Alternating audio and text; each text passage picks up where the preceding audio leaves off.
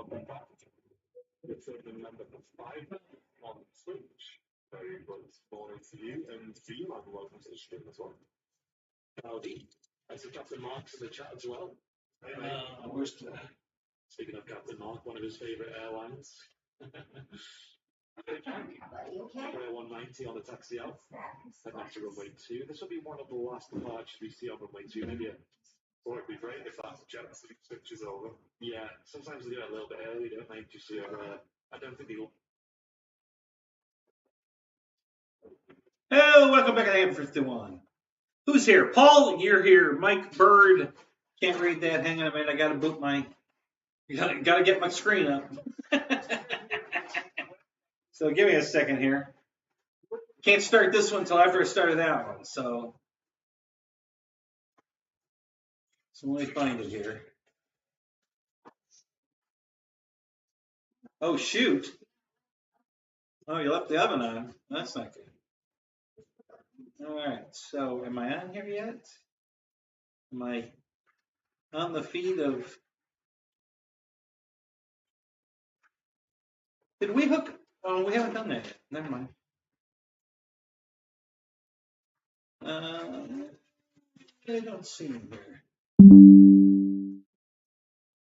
Hang on.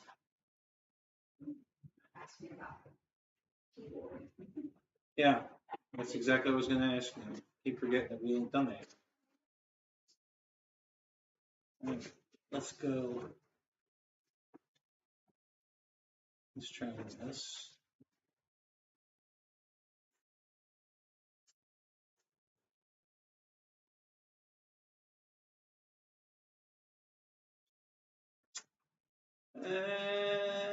None of those are me. Oh, come on. I don't rate high enough, guys. I'm not even in the top 12. Oops, too far.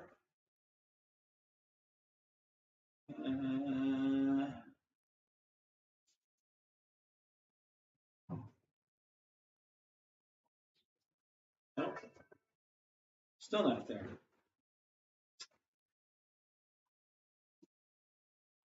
Give me a minute, guys. I'm working on it. I'm working on it.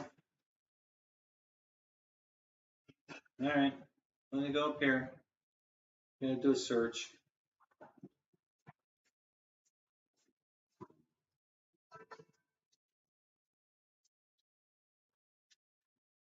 Come on, get over there.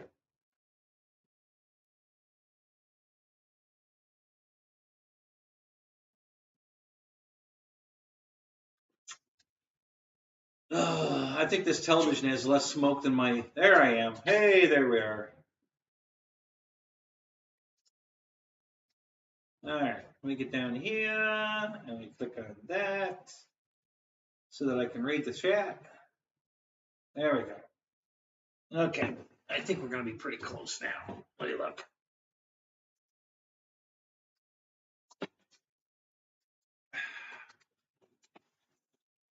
Let me look here.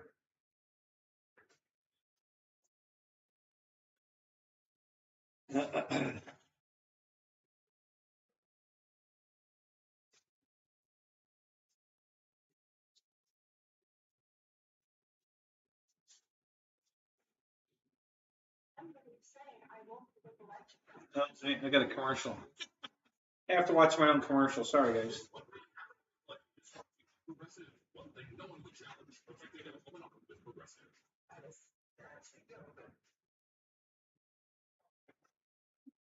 Okay, I got the chat up. All right. So Paul McNeil, Craig Beeman, Mike Bird, George Watts, what's up? Okay, I got the chat. Well, let me turn the volume off. You don't have to listen to me twice. Wow, Bill, Michael Bear.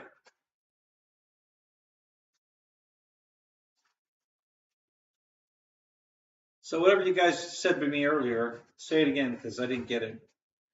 Let me get rid of this box here of this. Okay, that's good. All right. Roy, what's up? Joe Habib, what's up? Good to see you guys, man. Welcome, welcome, welcome. So the counter says 10 in the room so far, but I think I don't know what this other counter says. Oh, I don't have it up right now.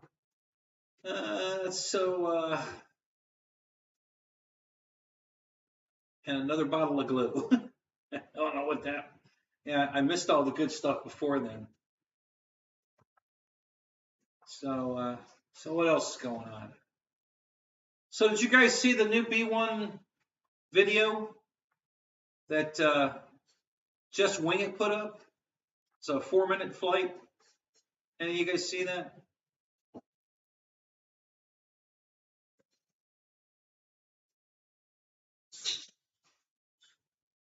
Hey, David, what's up? Good to see you, man.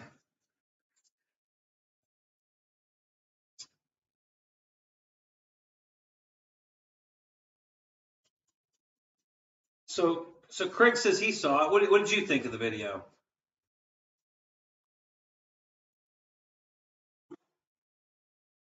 Yeah, look at all the beer I'm drinking. Yeah, the Dr. Pepper beer. Yeah.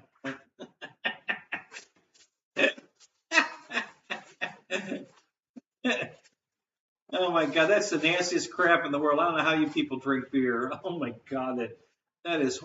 Every guy I've asked so far, you have to acquire a taste for it. Why would you want to acquire a taste for that? Oh God. Oh my God. Yeah, that's horrible. Yeah.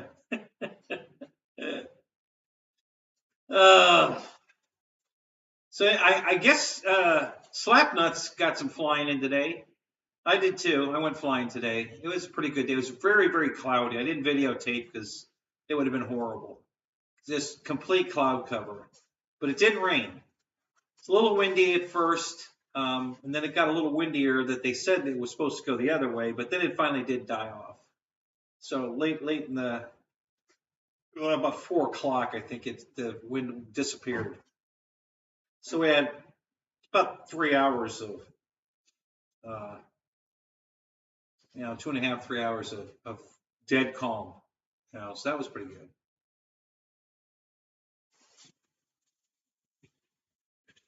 Oh, it's more like you acquire a beer buzz. Yeah, probably, I guess.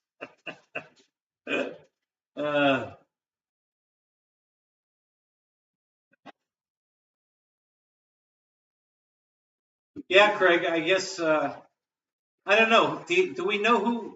I know Just Wing It put it up, but do we know who actually filmed it? Was that right from Banana, or did somebody get a test bird to test out? Yeah, George, that's the way it was here yesterday. We had 20, 30 mile an hour winds yesterday down at the E-Jet event. And from what I hear, they crashed a lot of airplanes. I definitely wouldn't have flown any of my jets yesterday in that wind. I would have brought the RV8 and just told Jerry, I said, it's this or nothing, because I got nothing else in the trailer. I'm going to fly in 30 mile an hour winds. So I'll fly this, but that's it. I ain't flying any of my jets, I can tell you that. So, but I flew the crap out of it today. So.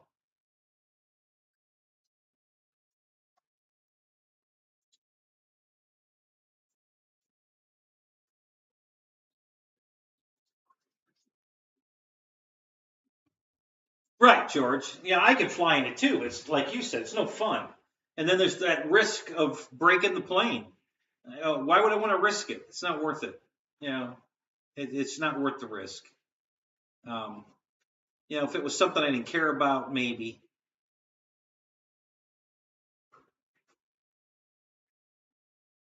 So a team pilot, okay, all right. So I guess is he a X-Fly pilot or a Banana Hobby pilot?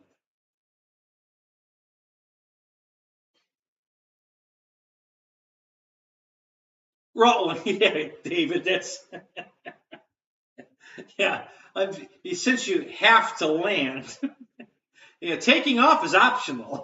Landing is mandatory. So yeah, if you're gonna fly in this wind, then guess what? You got to land in this wind, which is the problem. You're right. It's the landing is the problem. So, but yeah, it's so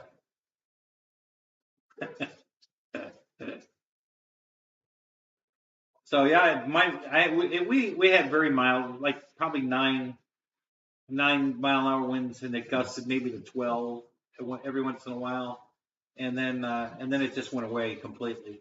So I had a few flights there at the end that were dead calm. So yeah, so it was, overall was a good day, but no good for video. And the white clouds, there was complete cloud cover, so we had no sun, so the sun wasn't in your eyes. So what's up, Slappy? How you doing, Spence?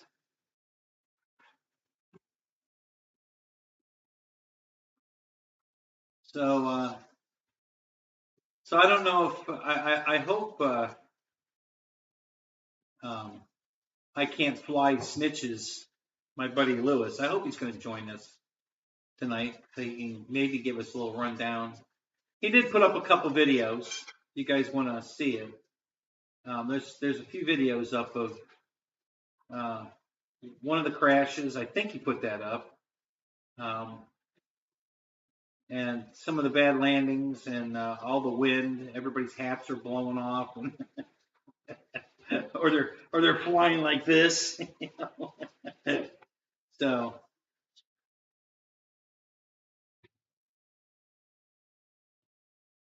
you're going to the hospital tomorrow with heart problems. How come you're not going tonight? What's wrong with you, Paul?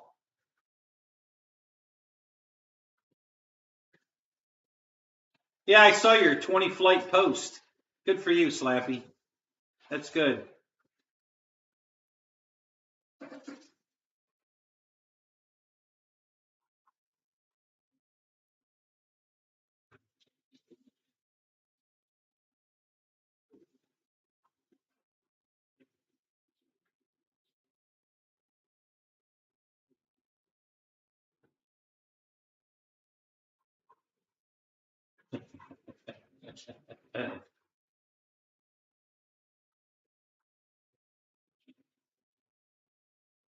I take it, Spencer, you mean like if he doesn't make it?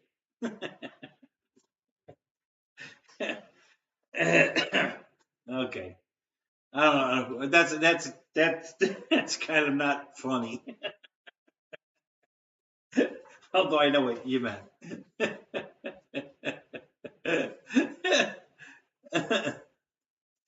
Not the motorcycle, Spencer? Yeah, you don't want the bike? Just want the planes? I want your crawler. I got dibs on the crawler. Everybody's chiming in here. Yeah. Feel the love, Paul. Feel the love. Oh my God, we're horrible, all of us. We're all going straight to hell.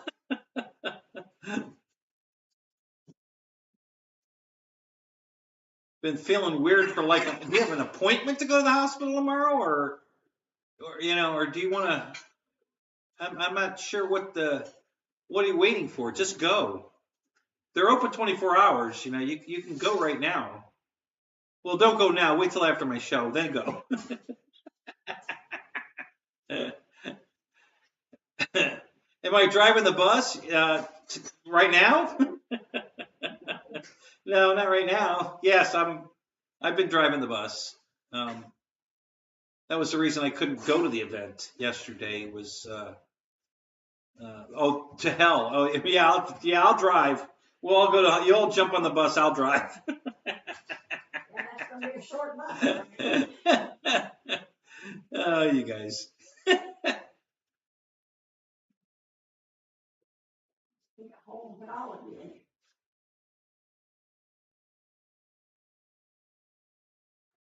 Yeah, hit the like before you go to the hospital, Paul. Listen, Paul, if you're feeling that bad, just go. Now, actually, late at night's the best time to go.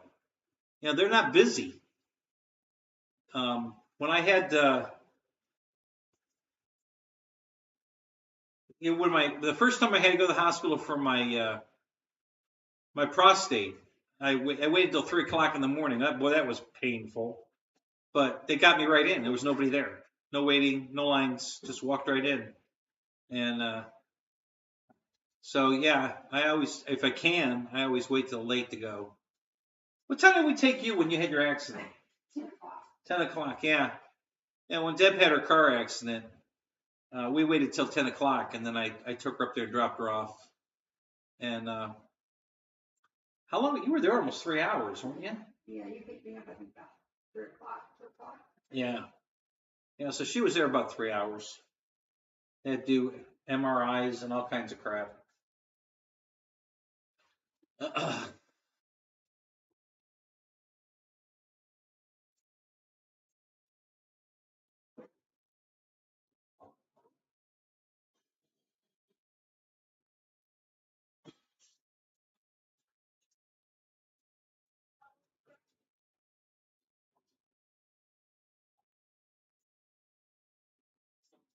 I might just get all your airplanes. Thanks, Paul. No. You're not dying. We're not going to let that happen. Listen, if you feel that bad, go to the hospital. You know, just go to the show's recorded. You can watch it later. You can rewatch it later. Go to the hospital.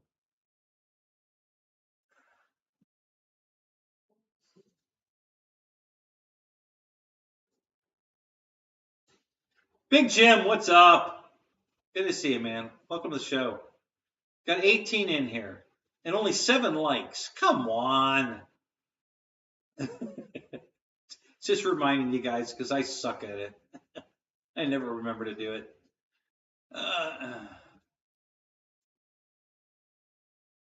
There you go. That's the best idea yet. Take your phone with you and just stay in the chat with us while you're sitting in the hospital. You know, so that's good, Paul. Go do that.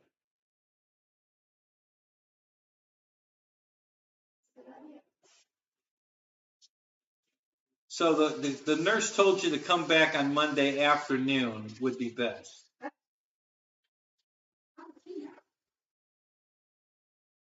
She didn't schedule a bus accident or anything for Monday, so you're gonna just be able to walk right in. It's all, you know, she's got the schedule open, so they're diverting everything to another hospital.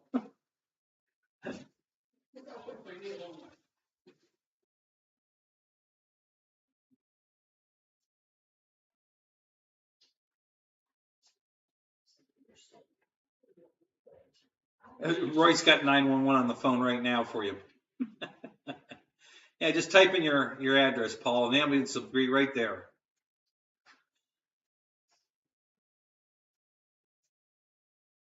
Yeah, that's the like button. Perfect, David. No, that's I'm number 1 button. That's what that is. Yeah, exactly. Would she be alone? Was it a different address than the one that you went to?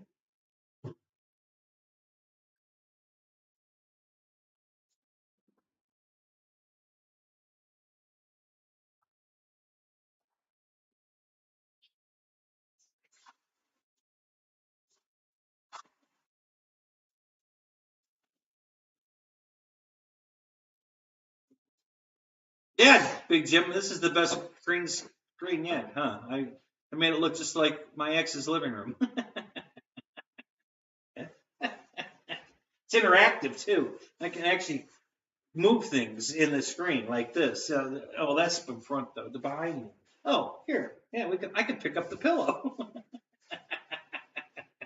It's an interactive green screen.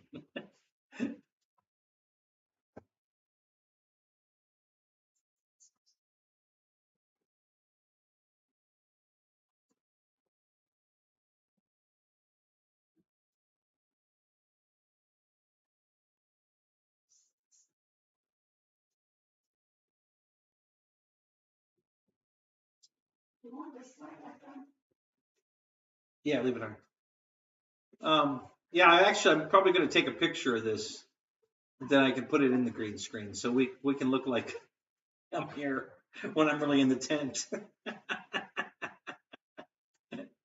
The only difference is I won't be sitting on the couch. I'll be sitting in front of the couch.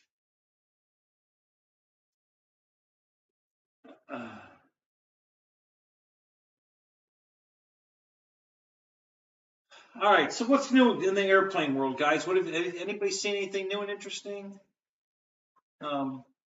Spence, I don't think you were here yet when I asked about the video that Just Wing It put up. Did you see the B1 video that Just Wing It put up? You're on camera every time you go in and out of that room. Yep. Just I didn't want you to come out like half naked or anything. Of course, they would enjoy it. Well, of course I would.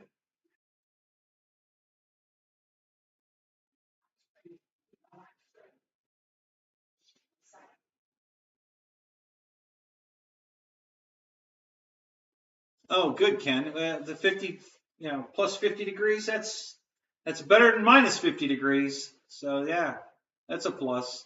Yeah, I think it was. What was the high today?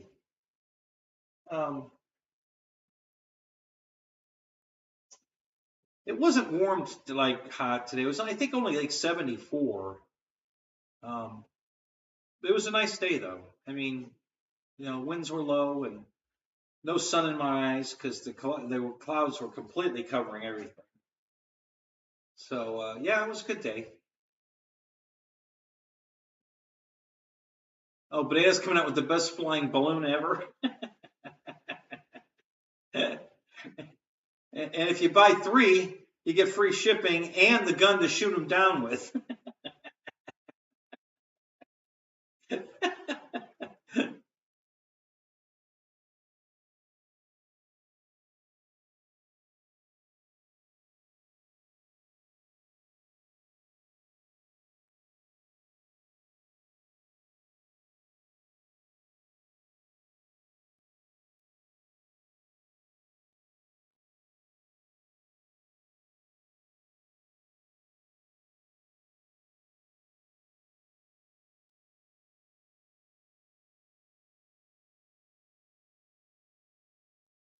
No, I guess, Jim, what's going on with that? At least the rumor mill is that Banana possibly paid for the molds for the B1, so they have exclusivity because they paid for the molds. I think is what the discussion's been. So that's why Bitco's not going to be able to get any of them, at least not right away. I'm sure they'll release them to him after the big, release, but I guess at the beginning for sure, because I guess Banana flipped the bill for the mold that they're getting an exclusivity for the first part of it.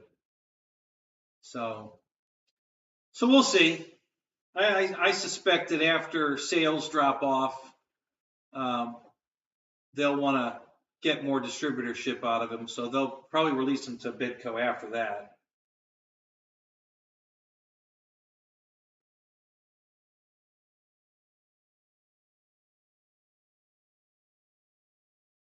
Oh, check 6 of the balloon flew right over your house, huh? Wow, that's pretty cool.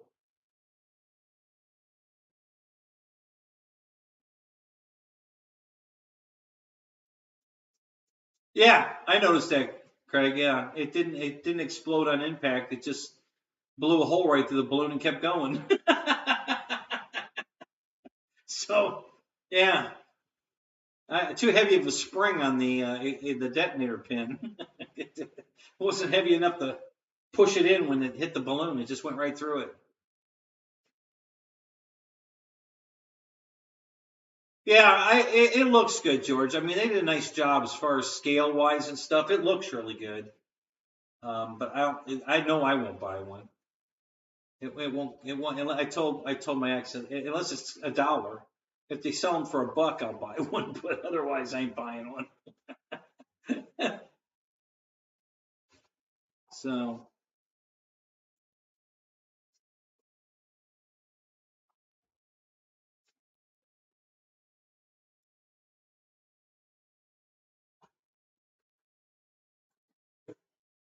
Not carrier approved. Well, You're the only one that can put that stamp on it, David. So yeah,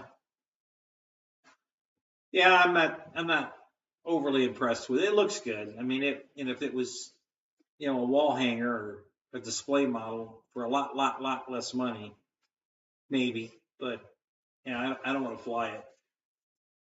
I think it's going to be a battery killer. I'm tired of buying batteries. So yeah, I'm not looking forward to it.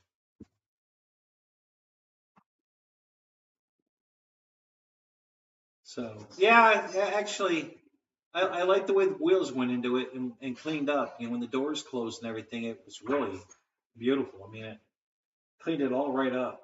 So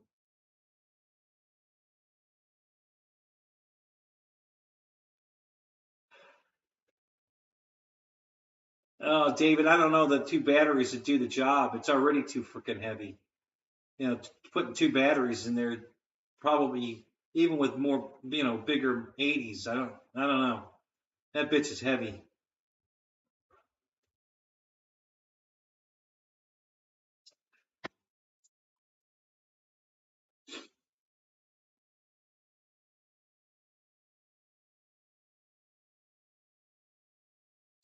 Yeah, George, I agree. I want to see one fly, in person, or at least a reputable video that, they're not hiding anything,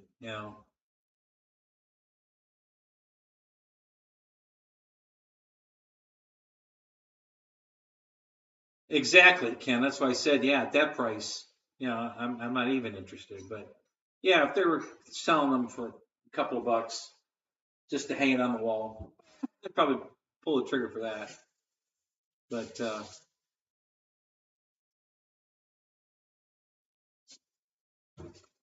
right, David, that's what I want to see. I want to see somebody review it that doesn't have any, have any vested in it, vested interest. Just, grab it, fly it, give an honest opinion of what it did. JCB, what's up? Good to see you, man. Hey, we're up to 24 in here. That's good. We'll be here for 5 months. They're shipping it by balloon.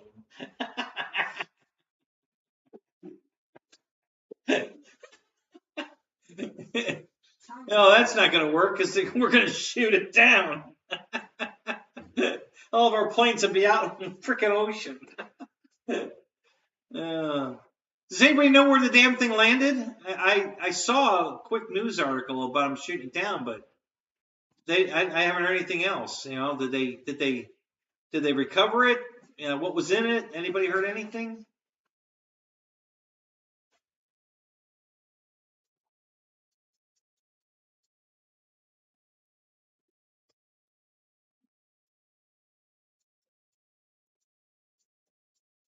Paul, they're not going to get 900 units in one shipping container. I can tell you that right off the bat. Not going to happen.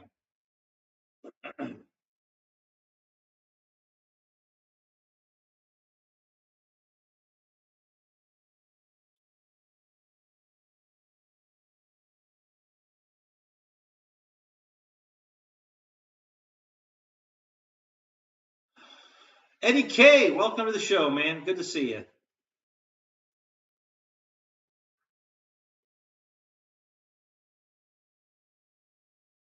Oh, they started recovering pieces of it today. Did it go down in the ocean? Is that where they shot it down at?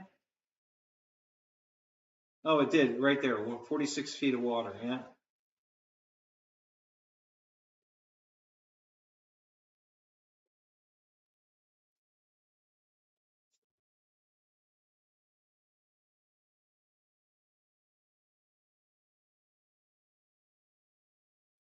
Yeah, I heard, yeah, you just knew I was flying it. Yeah, I heard it was the size of 3 buses, is what I heard on the news. How reliable is that?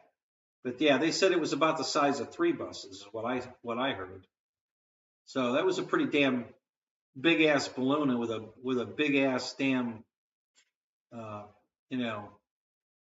weather, it had weather equipment on board. What do they give a shit about what the weather is over at the United States? That doesn't even make sense. Why the hell are they checking the weather over the U.S.? I mean, come on. What the hell?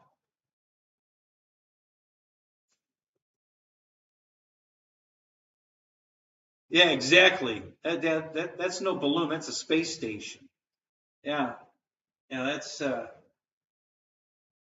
big ass piece of equipment there. So yeah, I don't know. I didn't hear anything else. I didn't know what. I didn't even know they started recovering it or that it went in the water. I only saw them. I saw the missile go through the balloon, and then that's pretty much where they left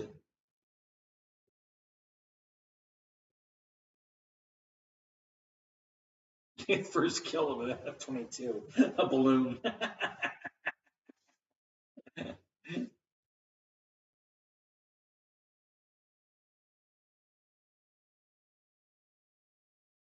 No, I'm checking the property lines. Biden sold us out. What does that mean, Wild Bill? I haven't heard any of that.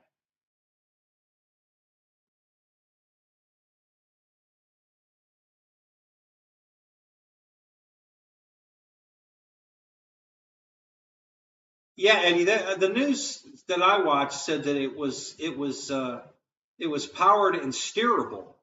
So they flew it around the U.S. where they wanted it to go. They weren't just letting it drift in the wind.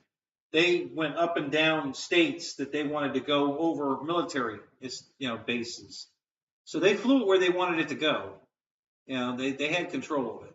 They were moving it around and sending it where they wanted it. So, because they were checking the weather, So,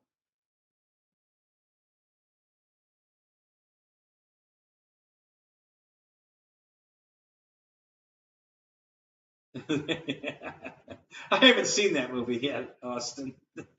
Welcome to the show. Yeah, I haven't seen that. Fireman, what's up? Good to see you. Yeah, I haven't seen Up, so. But yeah, they must be really hating that guy.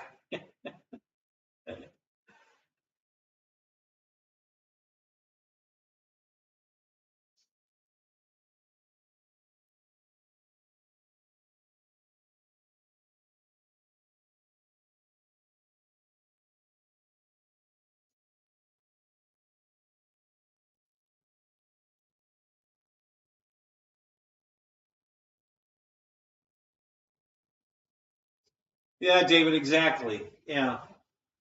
There wasn't anything to see. I mean, for certain the second that we knew there was a balloon coming our way, that we hid everything at every place that we didn't want any photos of. So yeah, so it was a total waste of time.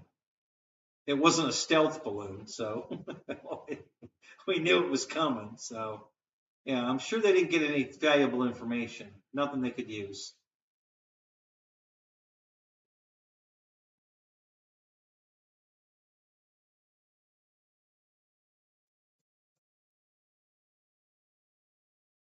Oh, did you really? JCB, that's funny. A balloon kill under the canopy. That's funny.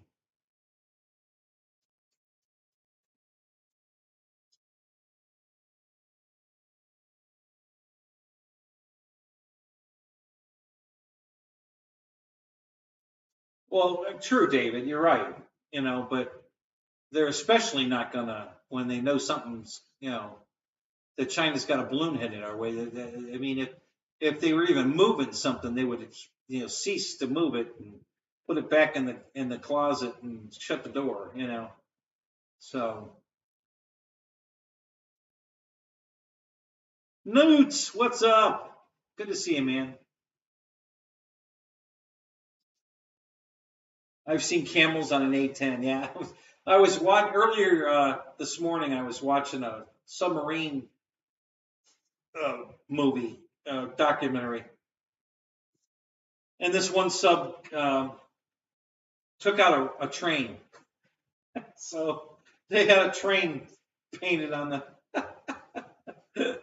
on the plane, and they had a banner of all the kills that this one submarine did during World War II. and on there was the train was on the banner. So.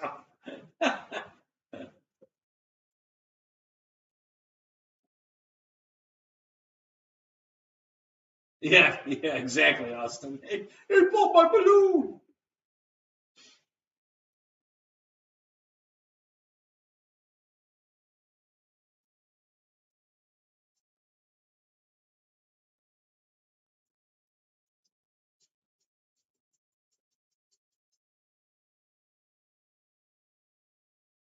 Oh, so nobody's got any new airplane news?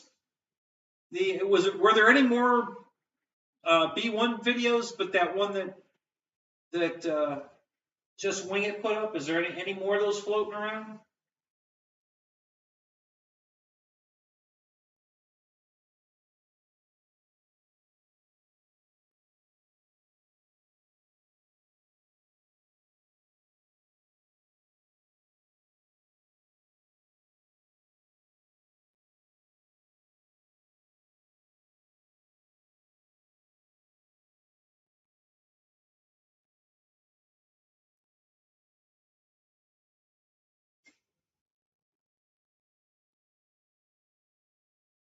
John Graham, what's up?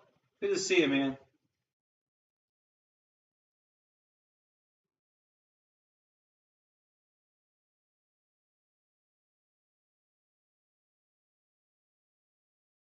Only on Facebook? Oh, yeah? What's posted on Facebook, Victor? I don't go to Facebook. I mean, rarely. You know, a couple times a year, maybe. I'm just not a big Facebook guy.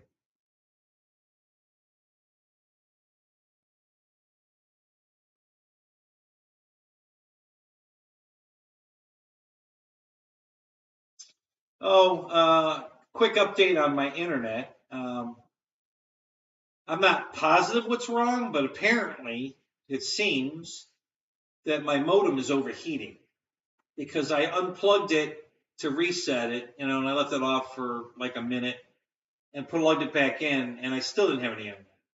So I unplugged it, left it off for several hours, plugged it back in, and then it was working. But a couple hours later, it stopped working again. So it seems like it's overheating and shutting down. So they're coming out Tuesday to replace the modem.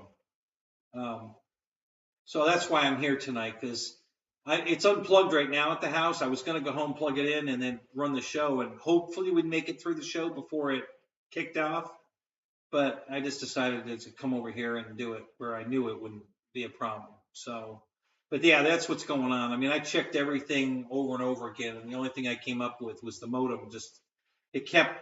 It would try to connect, and then it would disconnect, and then it would connect for like 10 seconds, and I get a YouTube video. It just starts playing, and then it cuts off, and I get the no internet. So it was trying to connect and disconnect. And when I finally unplugged it for several hours and then plugged it back in, it worked. And it worked for a couple hours, and then it shut off. So I don't know. It's like the 7th or 8th modem they've had to replace now at my place. It's ridiculous. Another one of those. The cheapest contractor got the winning bid. So the modems they're using are garbage.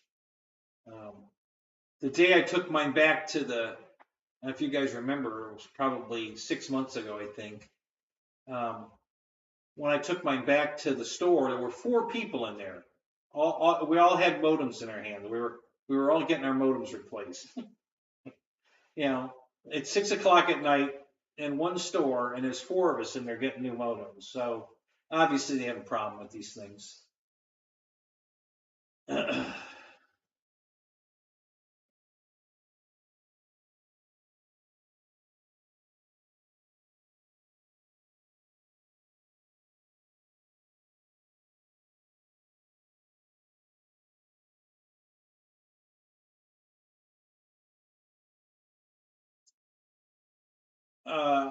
Paul, you just grilled up a 1 pound T-bone? That's funny. I just grilled 2 porterhouses. That's what we had for dinner tonight. We just finished them just before the show.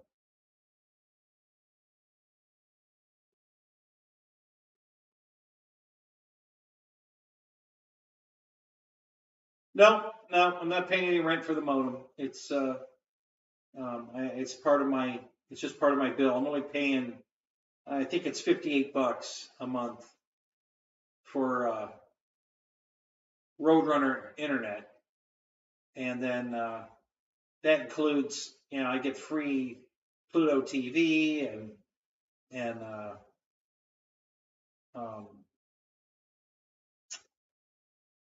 well, it's called. I get both Pluto and LG TV. I don't know if LG is a part of Pluto.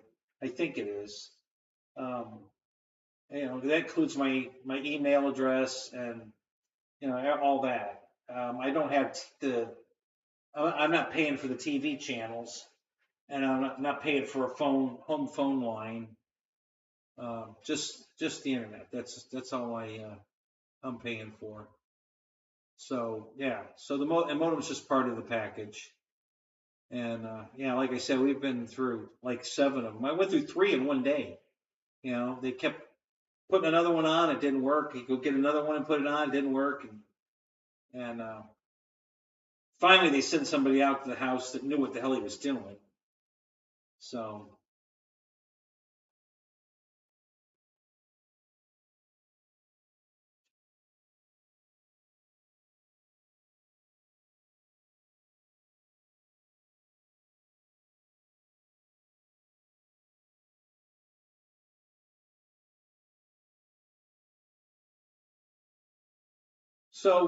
Jim, were you stationed somewhere where they were flying the B-1s? Or were you just living close by a base that had them?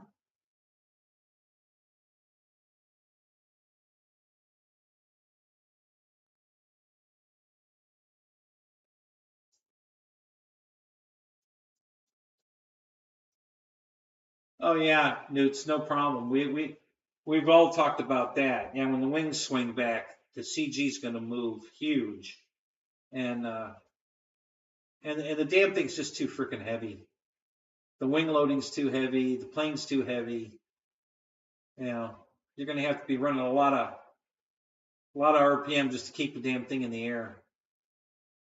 So yeah, it's not the kind of jet I want.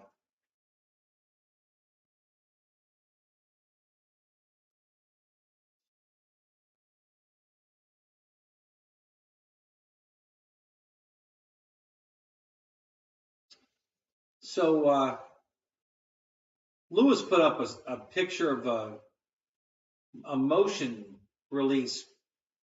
I don't know where he got that picture of a 111, on the motion page. I don't know if somebody photoshopped that together and released it, leaked it, or if it was a real leak. I don't know. I don't know where Lewis got that picture, but I might have it on my phone. Hang on a minute.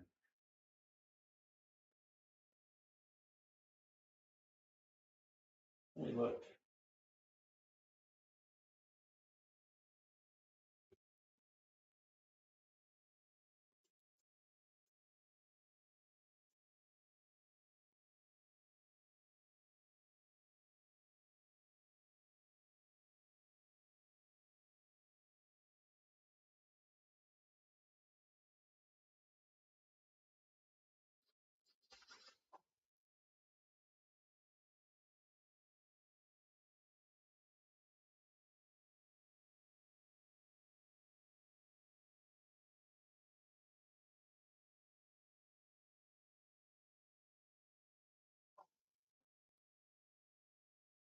Oh, I just accidentally I got the picture of the balloon on the F-22. That's funny.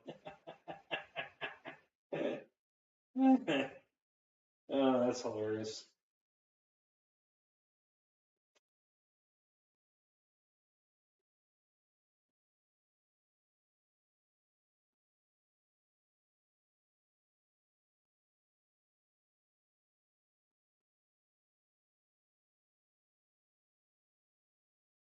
Oh, C.W. Lemoyne put it up. That's who put it up. Eric, what's up? How you doing, EQ?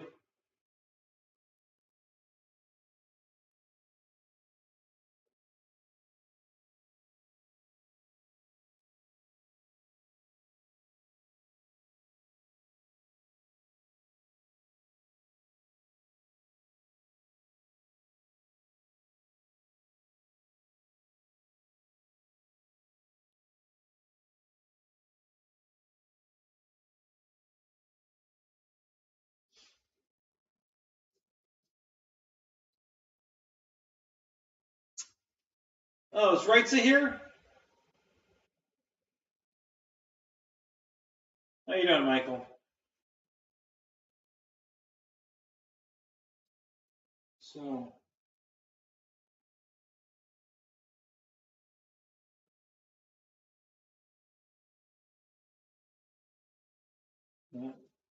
that's my still now.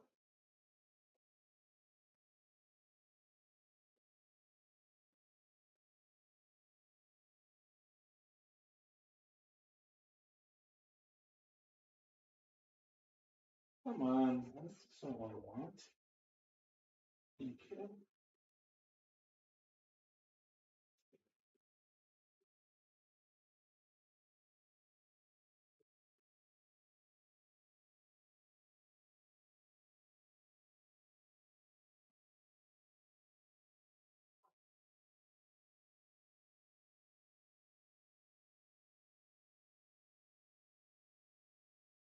No, that's not it.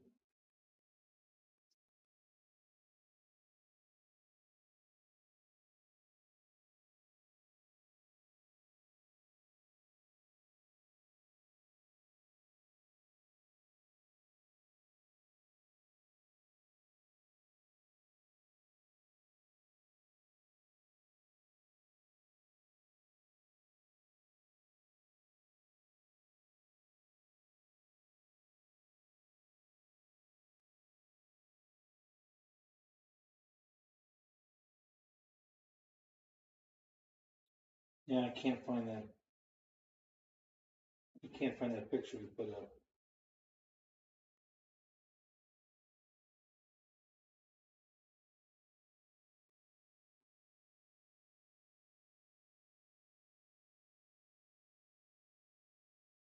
Yeah, I don't know where you got it.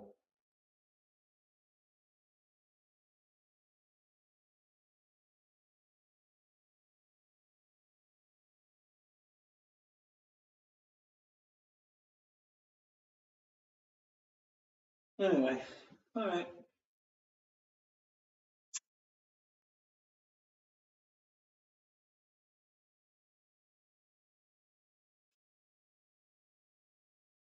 All right, guys. So what else is new and exciting? Anything?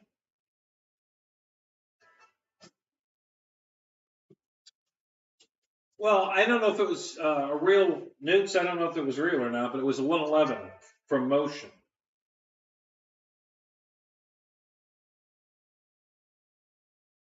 You got it from these two? Lewis is texting me now. Oh my God, that's hilarious. Is one of those your daughter?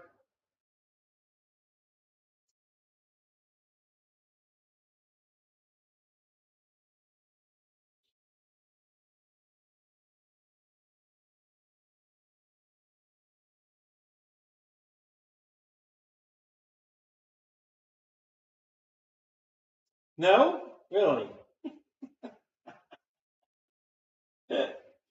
Oh God. Can you put that picture up here, or do you don't want to share that? I mean, it could be BS, so you know, it probably is BS.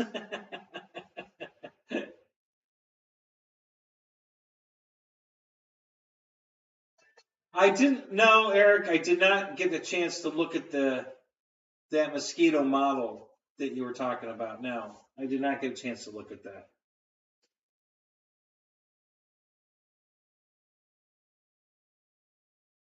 Oh, I knew it was your car. I saw that. I definitely saw that. How long ago was that picture taken?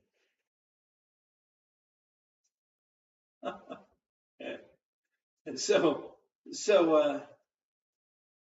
Lewis is lurking. He's not chatting with us. He's lurking, but he's chatting me on the phone. That's funny.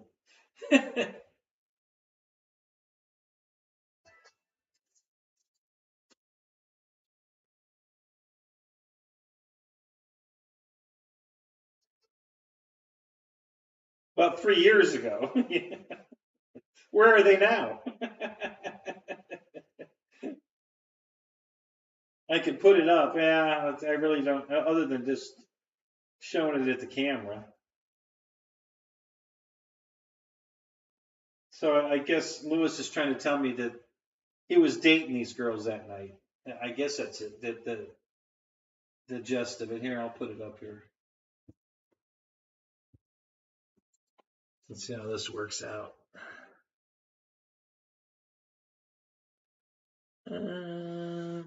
Yeah, that's pretty good.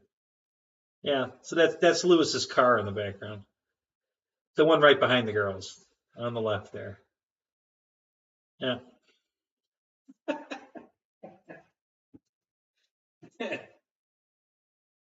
What's up, Fred? How you doing, man?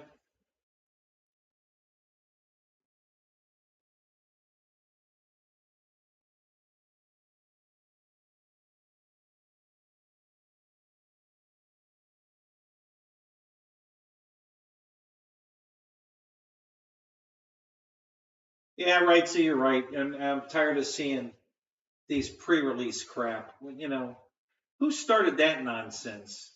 Man, all they've done is piss everybody off. I don't know why they keep doing it. You know, it's just stupid. Yeah, I buy that for $1. Yeah, me too.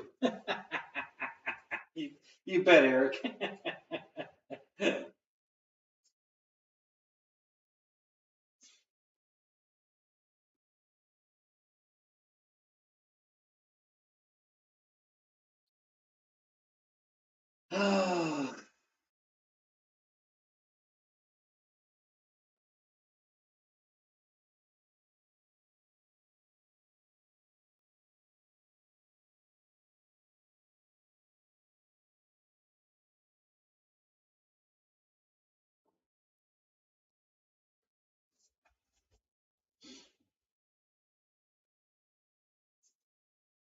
All right. So what else is anybody got any else good news tonight? Anything exciting going on? Trying to think if I had anything going. Oh, I was assembling the C-47 late last night and some more this morning. So I should have that. I'll have that ready to fly tomorrow. I just have to finish. I glued the wings together, and I put the control horn on the rudder and the elevator. So I still have to put the horns on the ailerons and the flaps. And then pretty much I have to add one Y connector, and then I'm done. It's ready to go.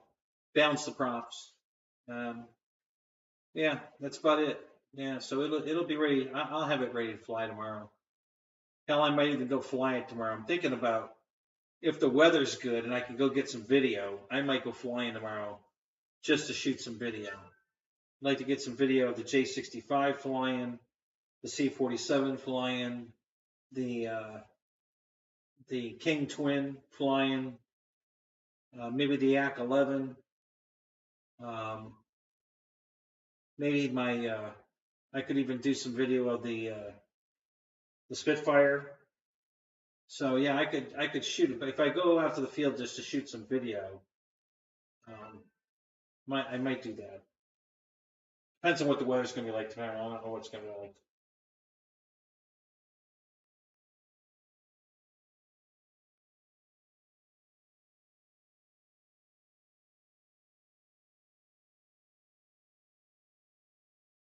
Yeah. Oh, Lewis.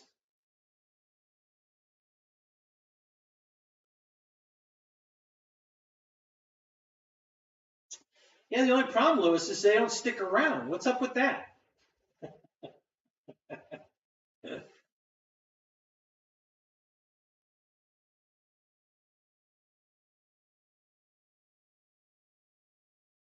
Right, Fireman, except that I know Horizon's not pre-charging anybody, so they're not getting any, they're getting a promise that people are going to buy planes like they did with Draco, and then everybody canceled their orders.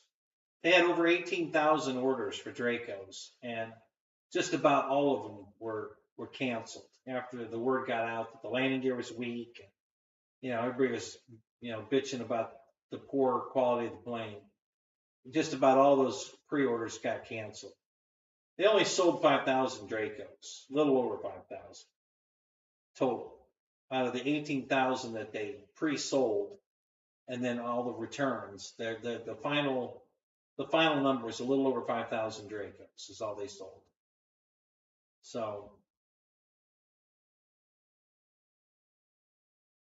yeah, Wrights is right. At least Horizon doesn't charge you until after it ships, whereas I know Hobby King will charge you immediately. They print a shipping label, and that allows them to bill it through PayPal, and then they sit on the shipping label for 4 months. So you know that's just total bullshit.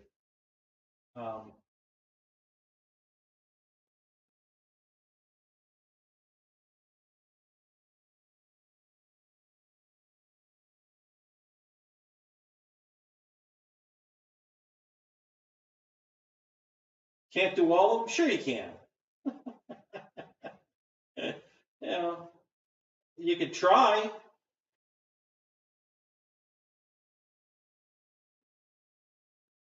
Yeah, Joe, I hear you. I've been waiting over a year now for a new canopy for my T28. And now they're saying, I think May is going to be the release date. So, yeah, I accidentally stepped on the canopy in my T28 and broke it. And so I can't fly the plane until I can fix the canopy. I was going to, and I still might, I was going to make a replacement canopy out of a soda bottle. But, you know, they keep teasing me with, you know, a new release date so I can order one, but I don't know if that's going to ever happen.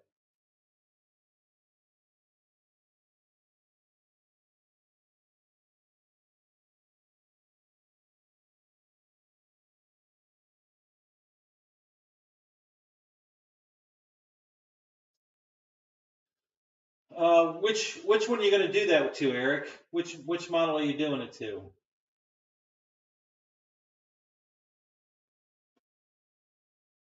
Is it a FMS? Is it Dynam? Is it the Arrows? Which one are you going to do that to?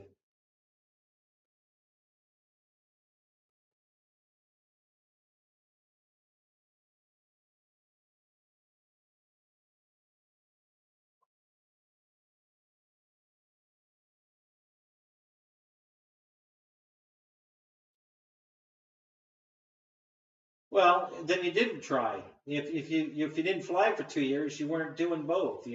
So you didn't try. You gave up the models to date girls. You know, you got to get your priorities straight. Isn't that what you always tell me? When you guys are going to the field and I can't go because I got to work, you keep telling me I got to get my priorities straight.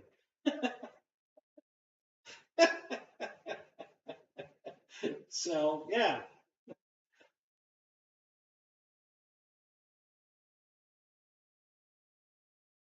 Right, fireman, exactly. If they create a shipping label, then they can bill it. You know, they can actually charge your card. That's the trick, and that's what Hobby King's been doing forever. And usually when they do that, I just call them up and cancel the order. So, or I call PayPal and tell them to reject the order because they're not shipping it. They just printed the label so they could bill it, and they reverse the charges.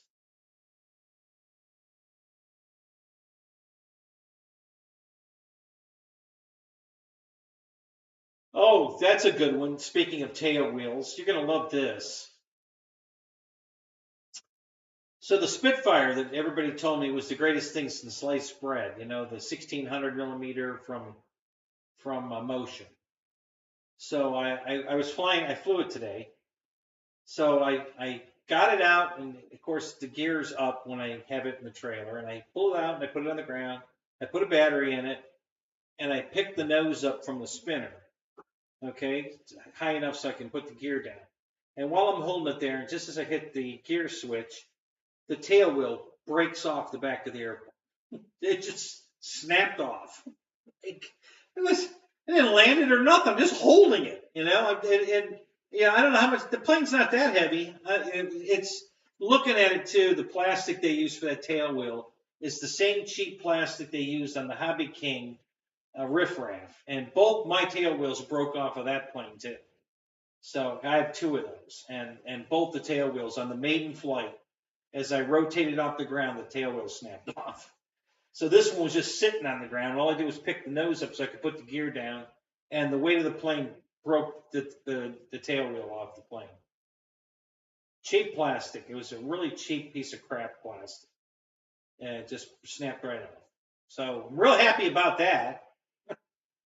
You know, the plane's only got a half a dozen flights on it, and the tail wheel already broke off. So, and I don't think there's any way to replace it. You can't get inside there to fix it. The only thing, I got an idea how I'm going to fix it, but it's just, the whole idea of it just is ridiculous.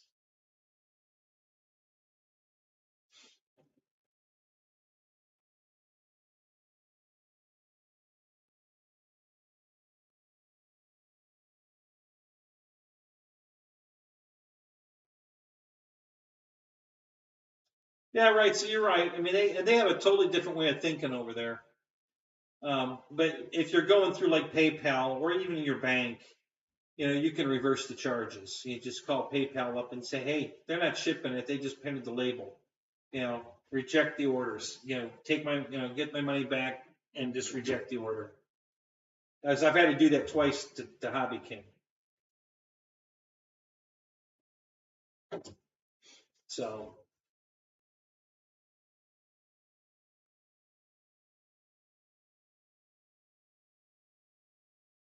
Yeah, absolutely. If you're not buying anything on the internet through PayPal, you're missing out, because the protection you get from them is, I mean, it's free. It doesn't cost anything, and they're definitely in your corner. So I don't buy anything unless I buy it through PayPal.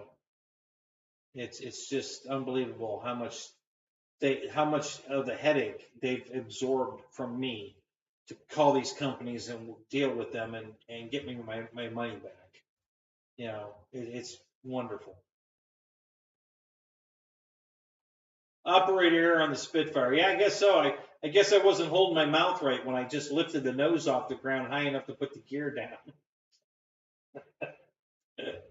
Yeah, I have no idea. That was, I mean, at least when the tail wheels broke off my Avios planes from Hobby King, it was a grass field, and I hit a tuft of grass as it rotated off, and it just popped the grass and broke the wheel off. This was just sitting there. But, maybe it was already cracked from previous flights. I don't know. But like I said, I didn't drop it or anything. I just lifted the nose up, and the weight of the plane, and that plane's not that heavy, it just snapped the tail wheel off. Like, great. That's wonderful.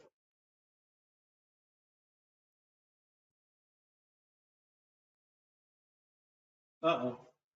Hang on. The television's trying to go to sleep. Oh, no. Damn it. I lost it. I gotta boot it back. I gotta boot the YouTube feed back up. Hold on. Shit.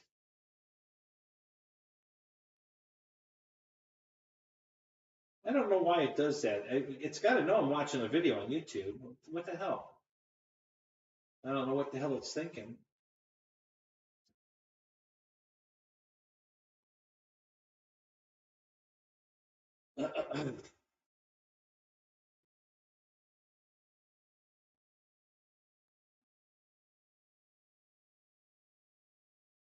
We're almost back. It's loading the feed now. I better be on the first screen. So, yep, there I am. soon as it finishes loading. Okay, there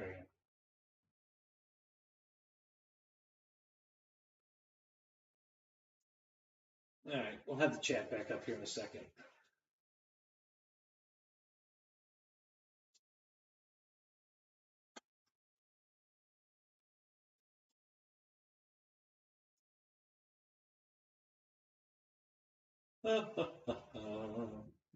Hey, there we go. 20 likes. Good job, guys. Thank you. Appreciate that.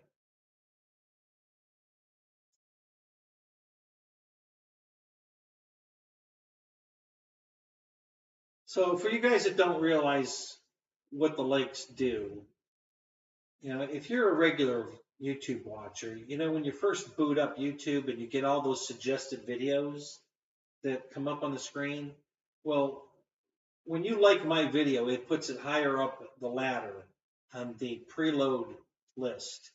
Now, a lot of the preload list also is taking into consideration your preferences, for instance, but it also, the ranking of the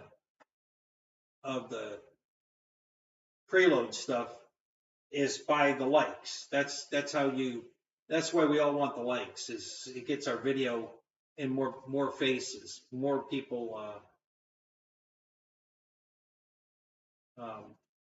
it just gets it, the more popular it is, the more it gets seen by being in that preload list.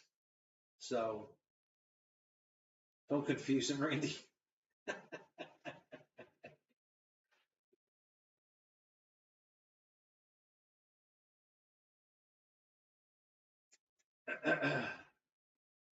Well, Randy, it's not a timer. It's a no activity. Apparently, when you're watching TV, it doesn't do this. But apparently, when you're watching YouTube, the TV thinks, because I'm in a browser that the TV supplies, it thinks I'm just stagnant because I'm not pushing any buttons or anything. And it goes about an hour, and then it goes into sleep mode. Usually it gives me enough time to hit the button and it comes back, but this time it went right out. It was too fast. I couldn't stop it.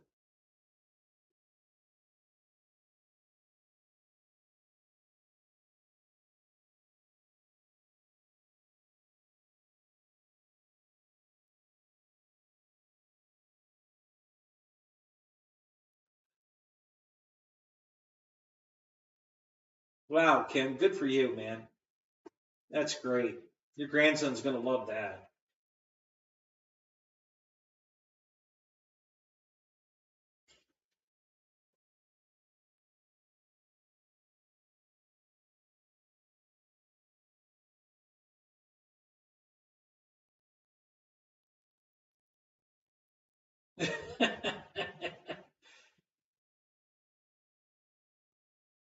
So PayPal actually canceled an order. You were buying a rifle? Really? No, I hadn't heard that before. That's interesting. Yeah, that's, I don't need, I know Facebook polices who you're talking to, which really pissed me off. Yeah, I know that happens, but I hadn't heard that from PayPal, so that's interesting. Yeah, they deleted a conversation I was having with someone on Facebook because they thought it was someone phishing. And listen, I'm a big boy. I can take care of myself. I don't need you to police my contacts. Thank you very much.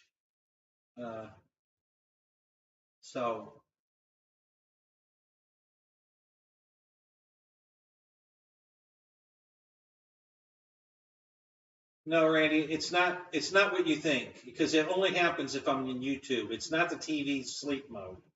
Okay? It only happens if I'm on YouTube. It doesn't happen anywhere else. It has something to do with the fact that I'm in a browser window that the TV supplied, but there's no way to turn that off. It's not the sleep timer. Okay? It doesn't happen in anything but YouTube when I'm doing my show. It's the only time I ever see this happen. So, apparently they didn't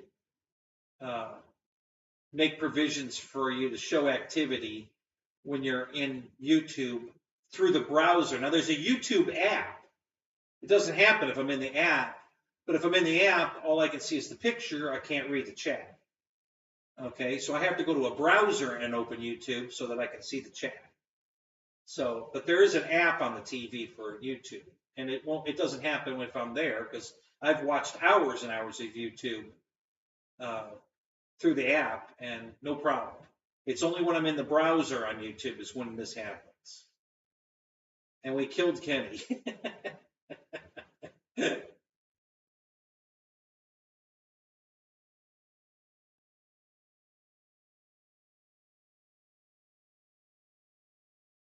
And as soon as the check from Nigeria clears. Don't hold your breath.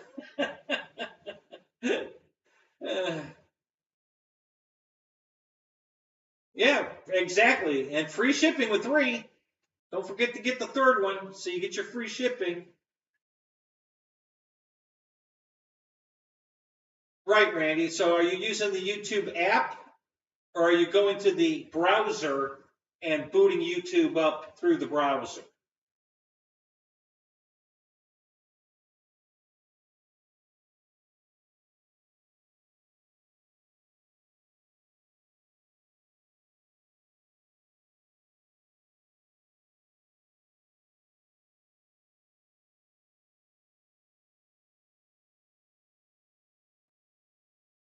And right now you're showing activity, Randy, because you're typing in the window. I'm not doing anything on the TV. I'm not typing. I'm just reading on the TV. I'm not active. You're active. You keep making messages. That shows you're active. You're working. You're watching and working. I'm not. Mine's completely dead. It has no idea if I'm asleep or whatever. So I don't know why it's doing that. So, but it's only, like I said, it only happens when I'm in YouTube through the browser. Not if I'm in the app, I can watch a 5-hour-long video on YouTube and it won't do this. It only does it when I'm watching YouTube through the browser so that I can read the chat. Because if you do it through the app, you can't read the chat.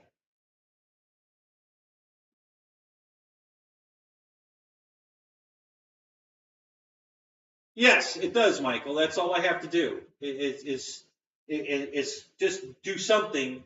I forget, we're talking, I forget to do it. But yeah, you're right. All I can do is up the volume down, and and it like you said, it resets it. That's all. I just have to show activity, some kind of activity. That's all I got to do to stop it from doing this. I just forget to do it, and then boom, it tries to go to sleep. Timeout, I got the munchies. Okay, we'll all pause. Well, everybody pause while Eric goes to get something to eat. Here, wait. No, I'm not frozen.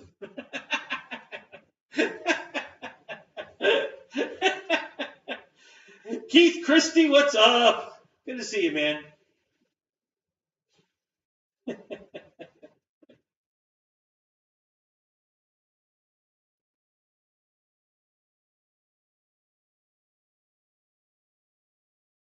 Yeah, let's get me an hourglass and I'll keep remembering to turn it off. No, just every so often, remind me. Just type in the Kenny, hit the volume. Hit the volume button or something. That's all. Just every so often remind me to so it won't happen again.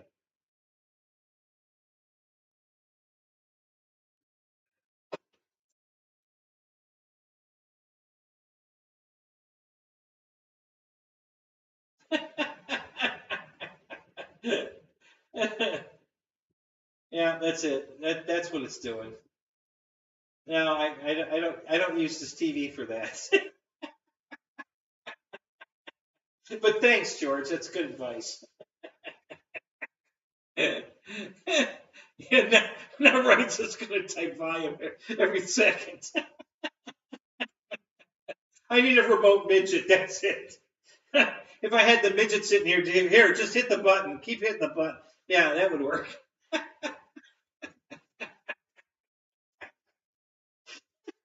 Oh my God, you guys kill me. Yeah, George, always here to help. Yeah. You guys all have my back, I know. It's great.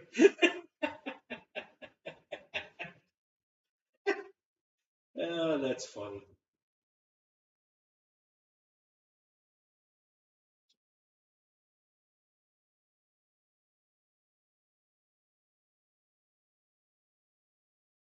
These Lucky Charms bars are off the chain. Is that the snack you got? You have Lucky. I've never bought a Lucky Charm bar. Are they pretty good? Apparently you like them. They must be pretty good. I didn't know they made those.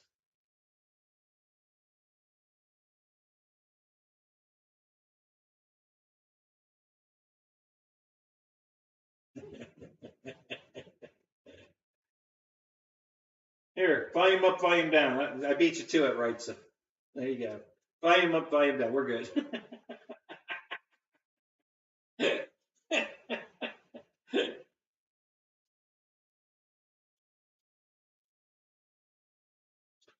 I'll be honest with you. I mean, it's a smart TV. It's not that old. It's only a few years old, and it has all the bells and whistles. It's a pretty decent TV, but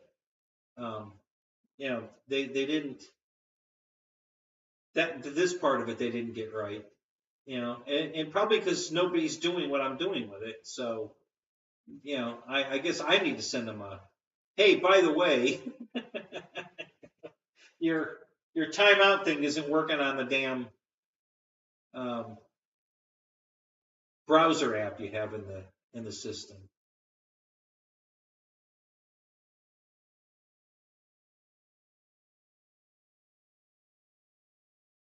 So some of you guys saw remember the problem with my other TV, the TV in my living room?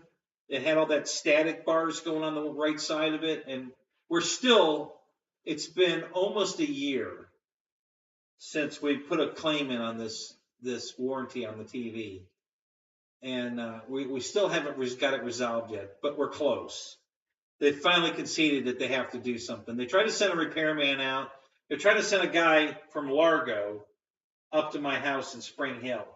That's going to be a 2-hour ride each way. I called them up. I said, listen, this guy you're trying to get to come fix my TV is not going to drive 2 hours to Spring Hill to fix my television. It's not going to happen. So they sent another request to him. We've called the guy. He won't call us back. So now they want to settle this. They want to do a settle. So I don't know where we are with that. Let me check. Hey, babe. What did you send that email to them? On the TV. Oh, I thought you were supposed to respond to the email. Okay, so did you respond to the email?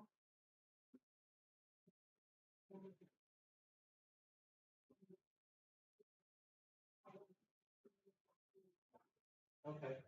You don't have to be in front of the television. I can send you a picture of the back of the TV. The only thing they could possibly ask you about the TV is numbers on the back of it. So I can send you a picture of that. You can say, yeah, I'm sitting in front of the TV. Because we already know what it's doing. We already know what it's doing.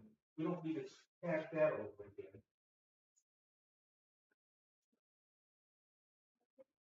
Picture of what? No, it's the same thing. I've sent them, how many different videos and pictures, So yeah, they've got everything they need. Now the only thing they could possibly ask you is like the serial number of the TV, and that'll be on the picture I sent. So yeah, so she has to call them now and get they're gonna get somebody on the phone that can negotiate the settlement, whatever that's going to be, which is going to be buying us a new TV is what it's going to be. Since they can't fix this one. Yeah, you get it all here, man. We're equal opportunity offenders here. It's all from my AOL account. Yeah, exactly.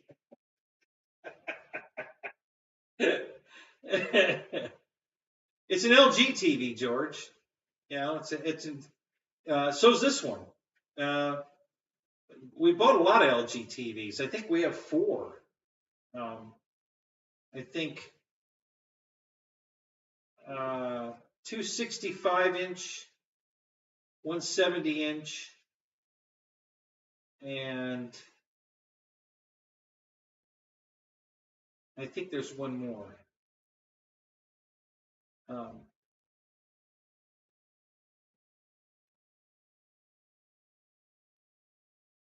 Hey, what's up, Che? Yeah, this is my ex-wife's apartment. We're here for another about 25 days, and then she's moving back home with me. So yeah, I got about 25 more days of hanging out here before she moves back home.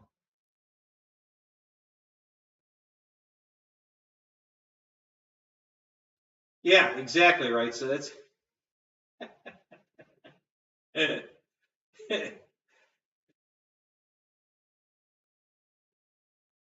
no, Eric, with 3. you get free shipping with 3. Did you listen? I died laughing today. Have you guys watched the latest video from Jimmy's World? Do you know who I'm talking about? Any of you guys watch Jimmy's World?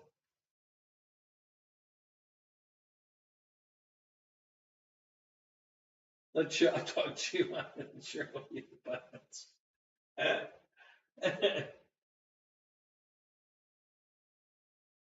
Yeah, working on it, Keith. It's getting cleaned up. After I got rid of Psycho Woman, I had 3 times more cleaning to do, but we're getting there now. It's coming along.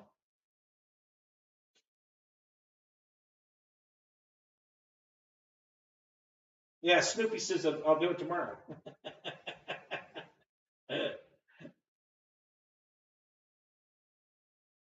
By dead planes.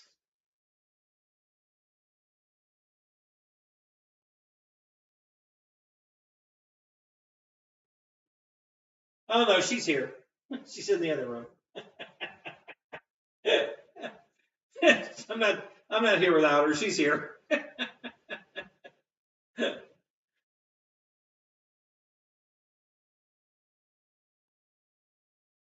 No. This isn't the. We couldn't go to the Psycho Woman's home. She's a hoarder. You can't get in her home. I mean, literally, you cannot get in her home at all. The place is completely packed full of crap. You literally can't open the front. You can't get to the front door. She's even the whole front porch is covered, 6 feet high. You can't physically get to the door. So yeah, it's we were never at her house. Yeah, Jimmy's buying. So the one he did today, this is so funny. Because the three plane free shipping deal was, I bought 3 Lancasters so I could sell 2 of them for enough profit to pay for the 3rd one so that I'd get a free plane out. So Jimmy's at a place today that he put this video up about 5 hours ago. And Jay's calling me. What's up, man?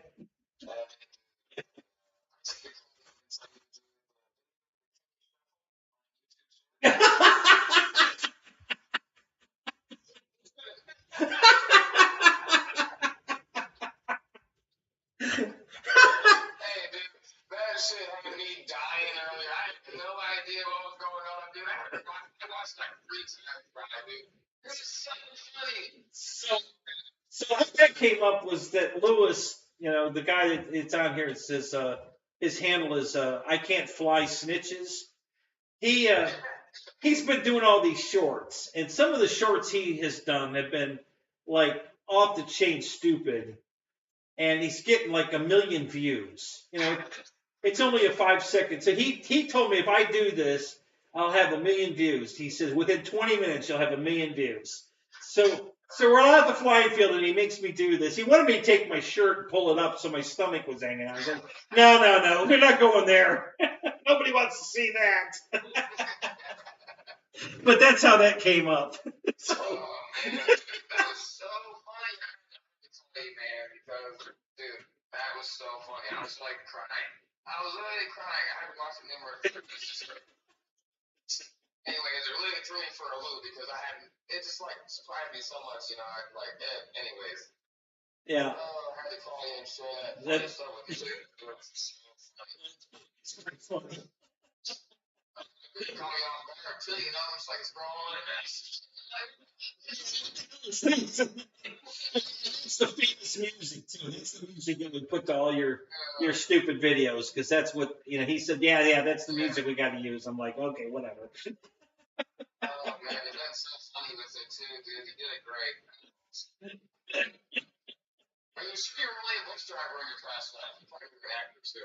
That's great. Yeah, so I'm driving a bus right now. That's what I do for a living.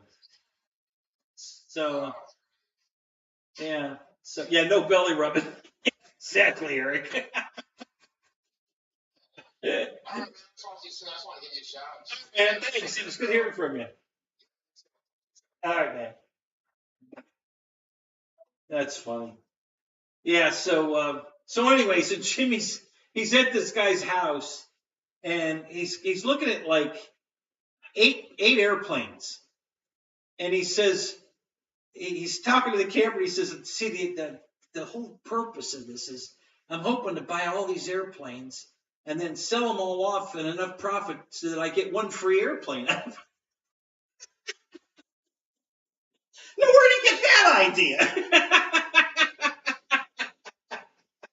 So that was the whole thing with the 3 Lancasters. Wasn't just the free shipping. I also wanted to sell 2 of them so I'd get a free airplane out of it, which I did. So that's what Jimmy's doing. He's buying this whole guy's backyard, everything. Not just the planes, but everything, all the paraphernalia that goes with it. And he wants to buy the whole. He gave him a price for the whole thing, and the guy accepted it. So he bought all this stuff. But that's what he said. I'm hoping I can sell enough of these planes to get one free airplane out of it. So if you haven't watched it, go watch it. It's pretty funny. I don't know if you guys. See, I've actually talked to Jimmy. He lives right down the road from me. I mean, it's less than 30 minutes. He's closer to me than my flying field. And I sent him a video, and we've been chatting on email. And he wants to get together and go flying, RC stuff. Because I don't know if you knew that, but he started to get into the RC thing. So that's when I reached out to him, and he was pretty excited about it. So maybe I'll have him on the show one night. I'll try to talk him into that. Maybe I'll have a guest in the tent with the green screen. Well, I'll have Jimmy stop in. We'll that'd be fun. So. But anyway, when he said that about buying all these planes so he could sell them off, make enough profit to get one free airplane. Where have I heard that one before? So anyway, I just had to share that with you. I thought that was hilarious. When he said, as soon as he said it, I just started cracking up. I couldn't believe he said that. So. I don't know where he gets the money. He bought Elvis's jet that's out in Reno, out in an airport in Reno, and or no, it's in Roswell. I'm sorry. Yeah, this old I forget what kind of jet it is, but it's been out there for 30 years. I've been following that jet for so long, hoping somebody would buy it and restore it, just like the Connie that was sitting out there at its close by airport, and. Sleep over in the tent. Sure, come on over, Randy. I'll let you sleep in the tent. It was the first Air Force One. The Smithsonian actually found it. They tracked it down. This guy had it. He had bought a lot of airplanes. He was using them for, I think, like crop dusting or like. Something like that. Yeah, I think it was crop dusting. He was using these Connies for crop dusting. So he had tanks in them and sprayers and all that. And the Smithsonian called this guy up and said, "Do you have lot number or tail number or whatever the number was in your collection?" And he says, "Yeah, actually I do." And he says, "Do you know that was the very first Air Force One?" And so he immediately started restoring it and he put the columbine flower on the side of it and everything. He did all the research. He's got pictures of the inside of the plane the way it was when, I forget who the president was. Truman, I think, maybe? I forget. But anyway, I started following that for years and years and years. And finally, somebody bought it to restore it. So it's, I believe it's out in California now. Out there at, I forget, but they flew it out there. It's a great documentary of it. Oh my God, a super great documentary. You can look it up on YouTube. It's awesome. They've got all this in-flight camera footage of it because they took their B-25 out there for the camera platform and they flew, in front of it, and they're shooting footage of the plane in the air, from the front, and the photography work is fantastic. So it's a really great video. Go watch it if you get a chance. I think it's about an hour. So if you've got an hour to kill, so Eisenhower, is that who it was? Okay, yeah. So it's similar to the Blanco Lirio. The wife named the plane because that was her favorite flower, and that's how it got that name. But yeah, that was the very first Air Force One, and it was sitting in a boneyard, and nobody wanted it. Everybody knew it was there, but and they've got another plane, I guess, at the Smithsonian that they're claiming is the first Air Force One, even though they know it's not, because they knew where it was. They're the ones that found it. But nobody wanted to go get it. Nobody wanted to go get it and restore it. I don't know why. It was breaking my heart because it was restored to airworthiness, and then it just sat there for years and years and years. And then they finally got a ferry ticket to fly it. They borrowed some parts from one of the other restorers to, I think, a prop and something else, and whatever they needed to get it, home. And they flew it home, and it was a big, greeting. There was people, a couple thousand people were there when they landed. I think they flew it to Texas. I think that's where the place is that it actually bought it. And I think they sent it to California for the restoration.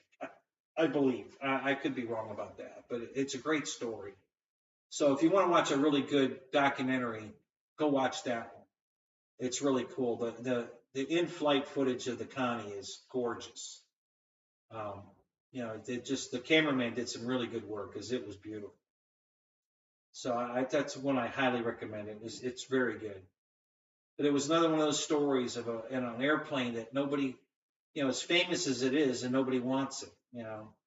I guess they were trying to get the city that Eisenhower grew up in. I think he has a library there in that city, and they were trying to get the plane as like a lawn ornament at the library. And they just say we don't have the funds to pay to get it out here, or all. Everybody had an excuse why nobody wanted the damn airplane. So yes, I've seen the video of the Connie flying in the dark. Yeah, it's amazing how much fire is coming out of the exhaust pipes that you don't see during the day. I mean, that same fire is there, you just can't see it. But at night, oh my God, hell, it looks like the plane's on fire. The flames come out of the exhaust pipes. It's crazy. So, but anyway, yeah, it's just a great story, guys. I really enjoyed that one. I followed that for years. I kept watching the guy. There were several videos.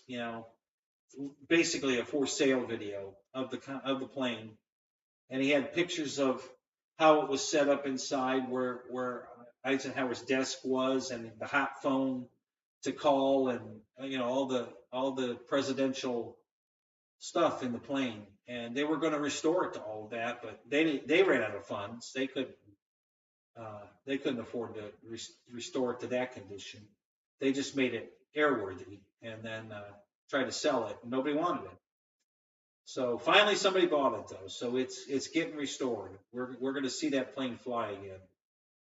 Not just the ferry flight. They're going to put it back in the air, and hopefully they're going to fly it to air shows all over the world. I'm hoping, because I'd like to go see it.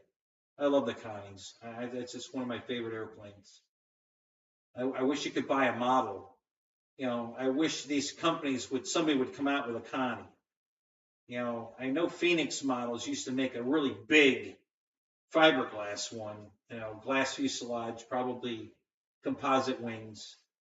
And if you watch those German videos, you always see 2 or 3 of them flying there. There's a couple of electric version ones, and I think there's 2 electric and 1 gas versions of the plane. But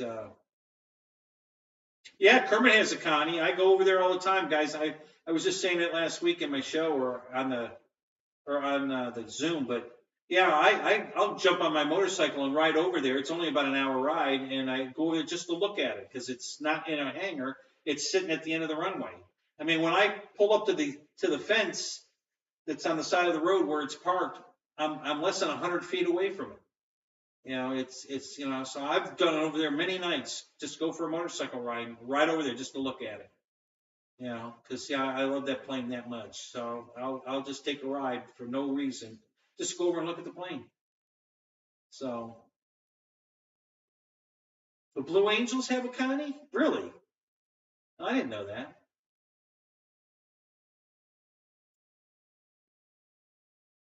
So yeah, I wish somebody would make a you know, like the C-130 that Hobby King just came out with. If they'd make a Connie that size, oh my God, I would be all over that.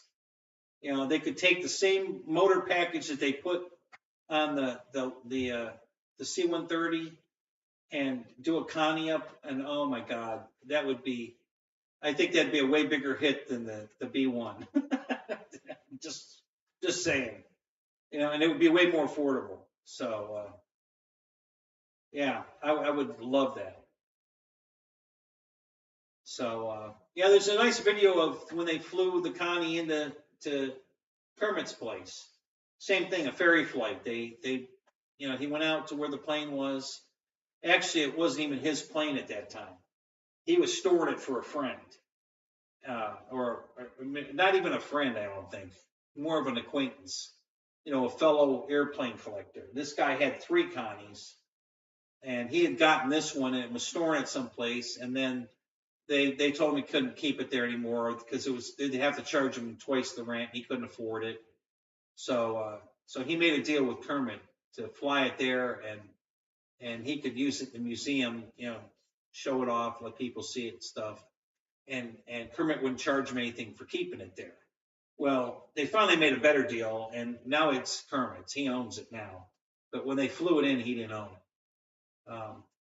So they flew it from, I want to say, I think it was in South Florida. So it wasn't a real far flight.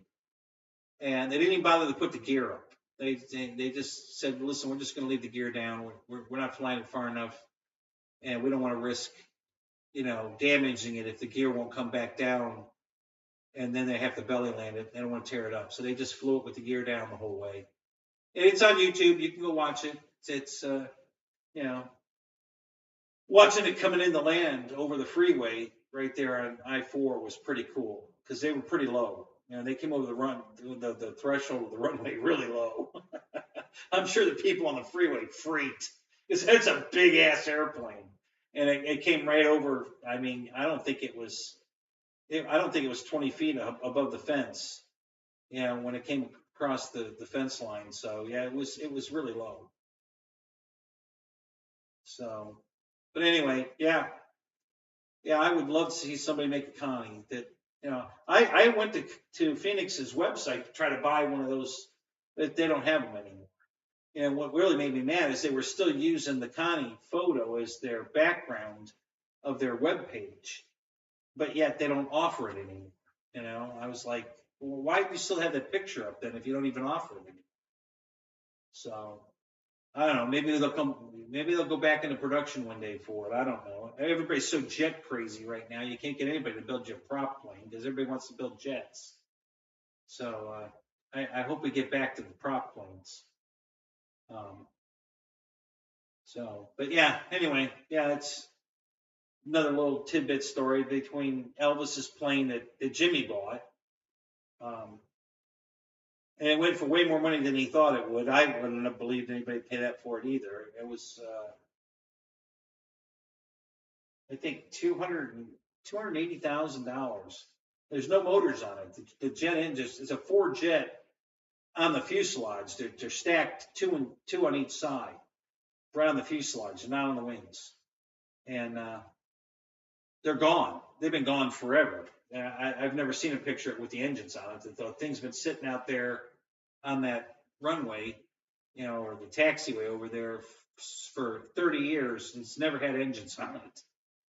So, and the guy was saying running, low hour running engines for that plane are almost $100,000 a piece.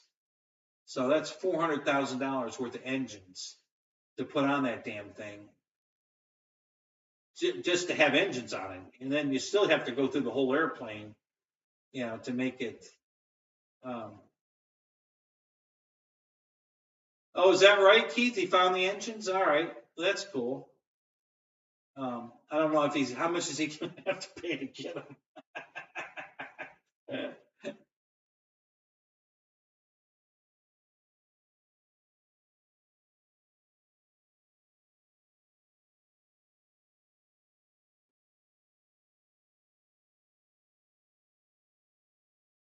Yeah. Oh, yeah. That plane's huge. Yeah. So yeah, that had to be a thrill for that thing. You're reading the word Goodyear on the tire as it came over your head. Yeah. That would have been a thrill.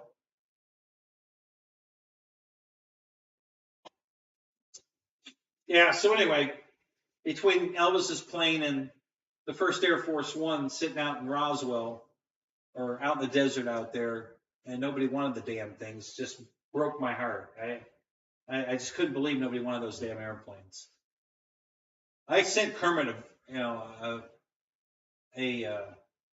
message, about the Connie, and of course I didn't get a reply, but I thought I'd throw it out there.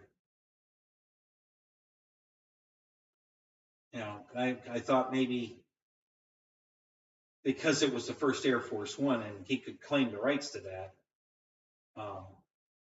it might get a lot of attention at his museum because, he closed the museum down because he just can't get enough bodies there.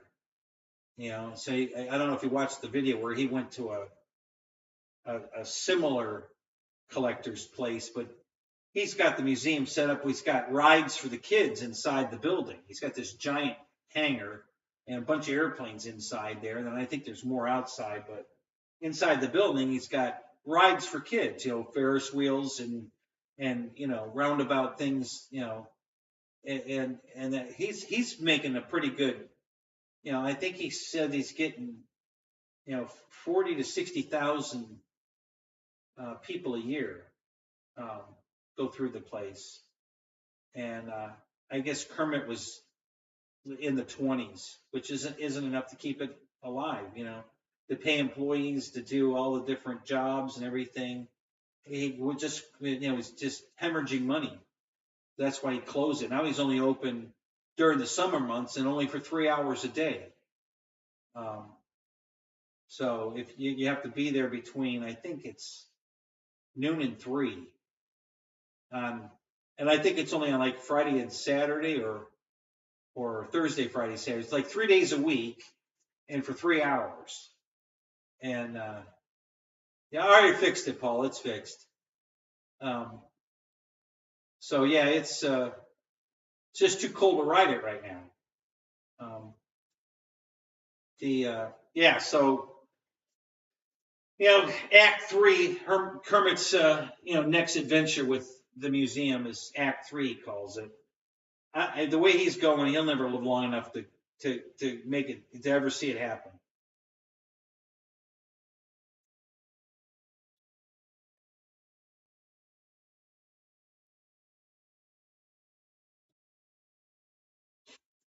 The plans I heard him say 10 years ago sounded really cool, but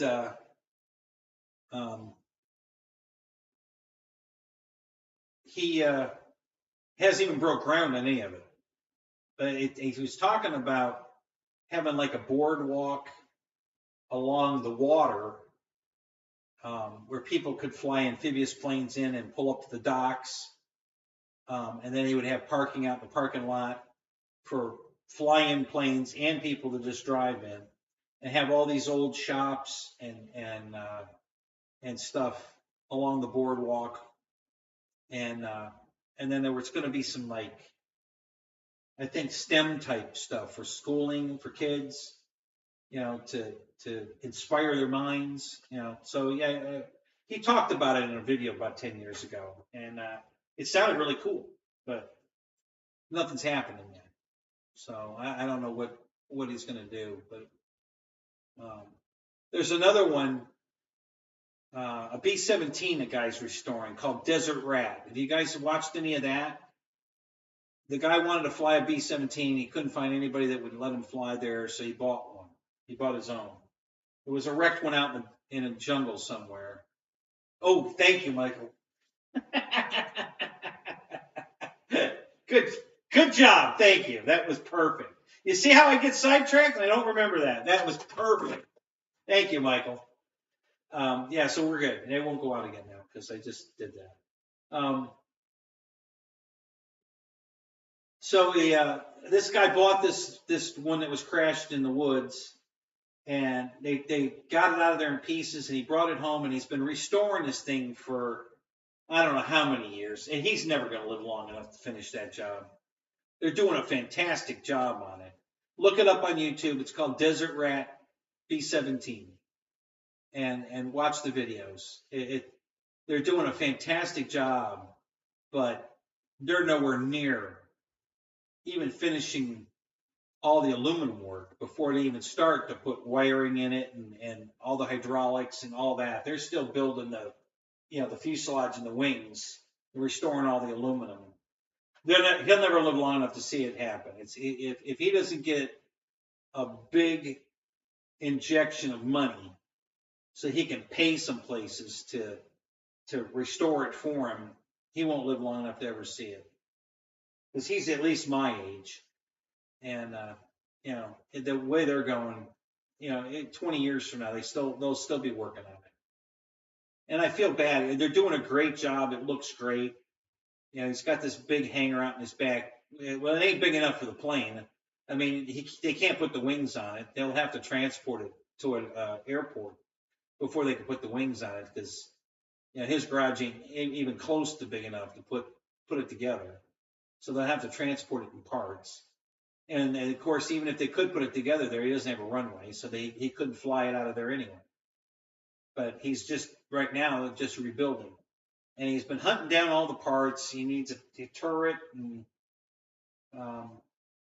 some of the wing spar stuff, I guess, is really hard to find, and he needs that. And again, another documentary, really good story. If you want to watch it, it's great. Just Desert Rat B-17, and it's a really great story, and I really like the guy. But like I said, he'll never live long enough to see it happen. And it's too bad, because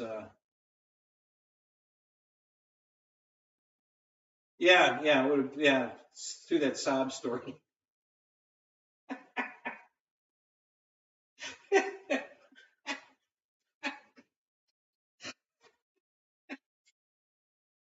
Listen, guys, I gotta come up with something. I can't play with the green screen, and I don't have it, so I gotta come up with something better, right?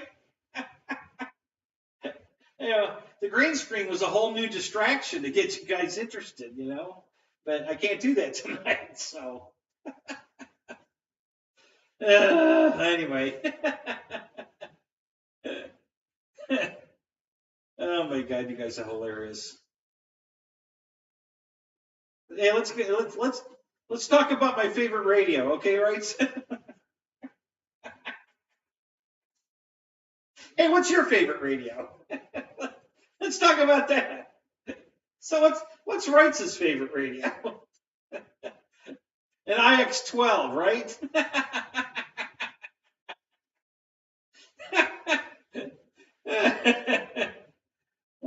my God, that's funny.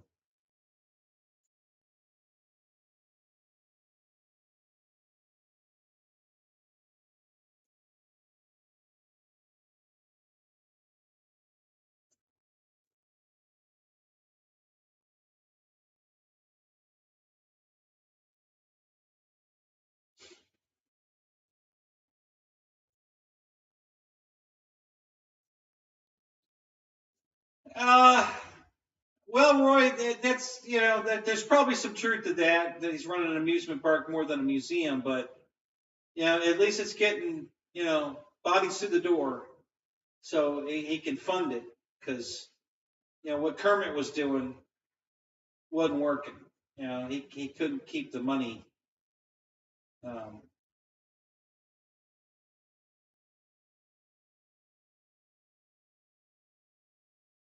Oh, really, Eric? The Desert Rat one, they're taking it apart to take it somewhere?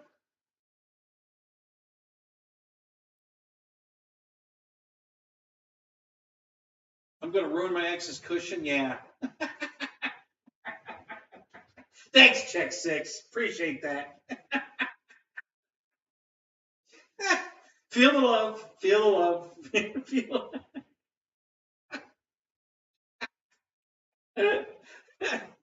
Oh, my God. Yeah, it's I don't know that, because the fuselage isn't complete, and the tail feathers on it. It's just the fuselage, and the wings are in halves. I mean, there's a left wing and a right wing, so it's already in pieces. I don't know what they'd have to take apart to move it. They could pretty much move it the way it is.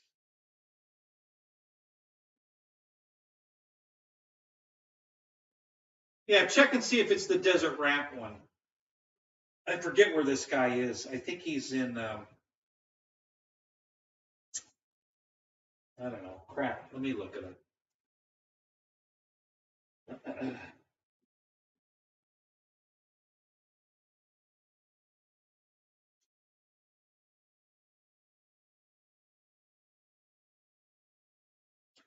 Desert Rat B-17.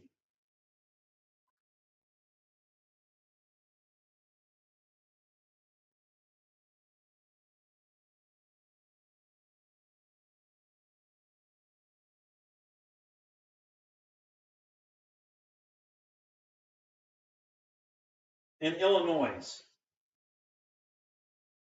So that's where the plane's at. It's in Illinois.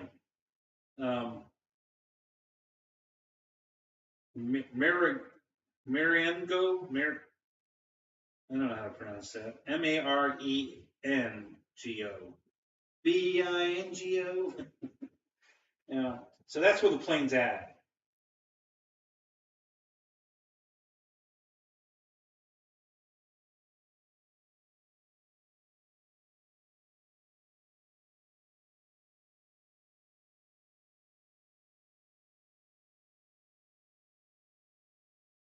Okay, so there's an update November of 22. So just this past November, they did an update. No, vintage aviation news.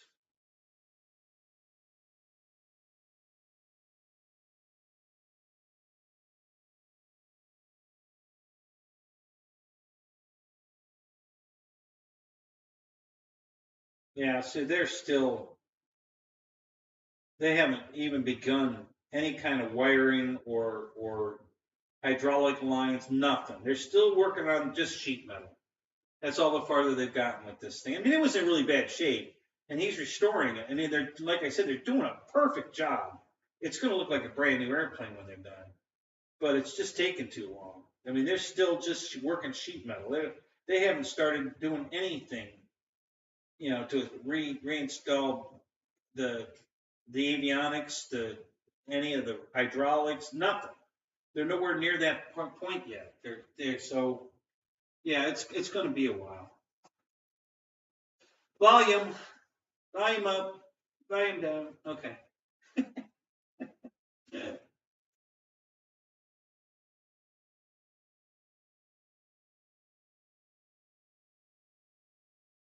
Yeah, exactly right. So they should just call Horizon and say, hey, can you help us ship this B-17? Yeah, what the hell? Why not? Brian Chambers, what's up? Jeff in Lower Alabama, welcome, welcome. Good to see you guys. So, yeah, so that's another story I've been following for years. You know, just, God, I wish I could win the lottery so I could help that guy. That's the first place I'd go if I won the lottery. I'd go up there and tell him, okay, what do you need? Let's get this thing in the air. I want to fly it. I'll make you a deal. We'll go halves on it. I got all the funding you need. Let's just get it done so we can go flying.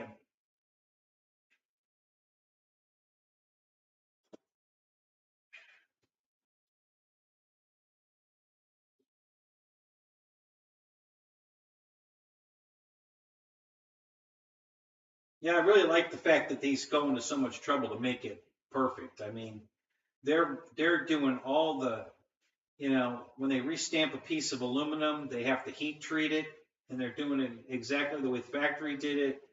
I mean, this guy is pulling all the stops out. He's doing it exactly right. It's just he's only got volunteer help.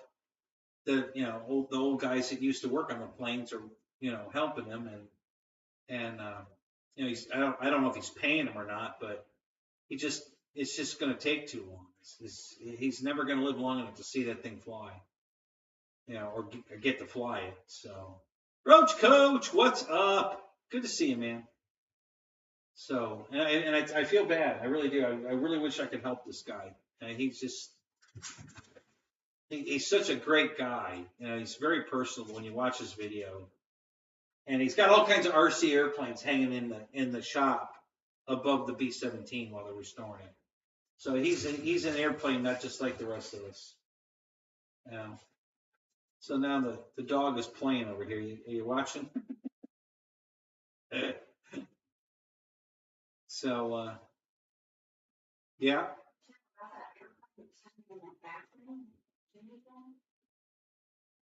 Oh no, yeah. We saw something really cool when we were watching the video earlier with Jimmy's World, where he's looking at all these airplanes he wants to buy so he can get a free one out of it. He went into one of the bathrooms out in the garage, and they had all this stuff in the bathroom, but there was a biplane light. Okay, the overhead light. It hung down. It was a biplane light. It was just a big, like cartoonish looking, bubbly, short wing, real bubble fuselage, but it was a glass lamp light fixture in the bathroom. It was cool as hell. I don't know where the hell I've never seen that before. That was really cool. So I don't know. I'm going to look on eBay and see if I can get something like that. That was really cool.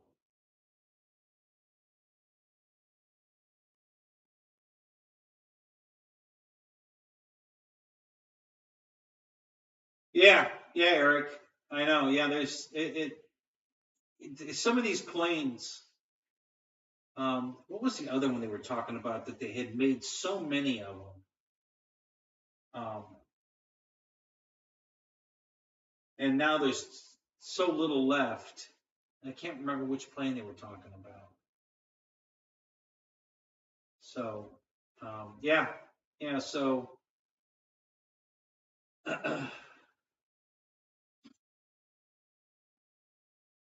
if you just do a search on YouTube for Desert Rat B-17, you'll find it.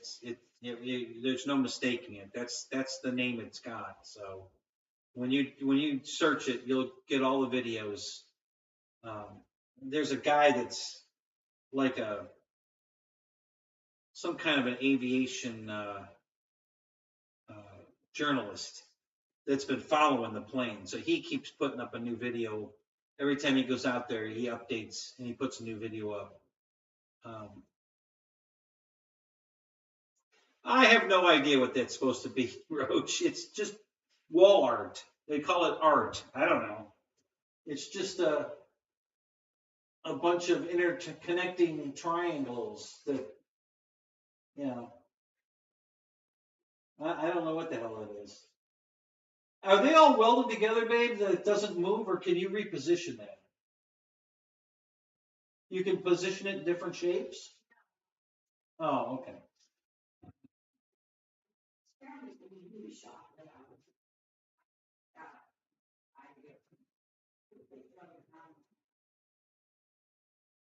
Oh, is that right? Yeah.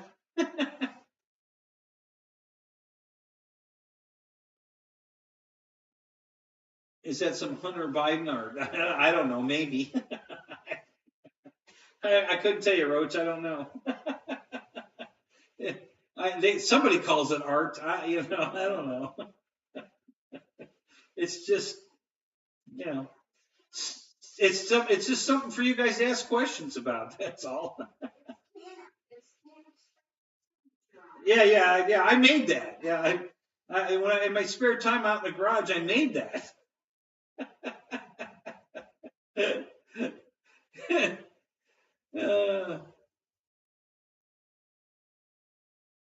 Yeah, I'm going to reshape it into an airplane. That's exactly what I'm going to do. Oh, your daughter was just here in Orlando? Is that right, Fred?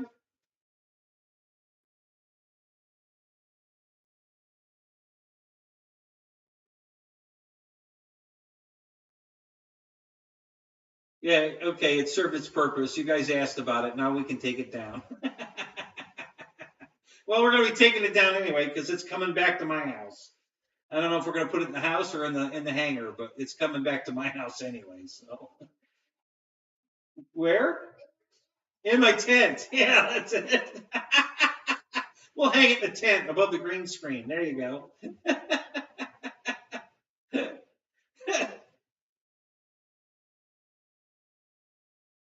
Hey, Paul, welcome to the show.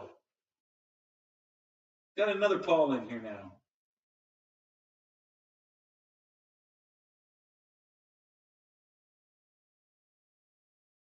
It's public hair wall art. Okay.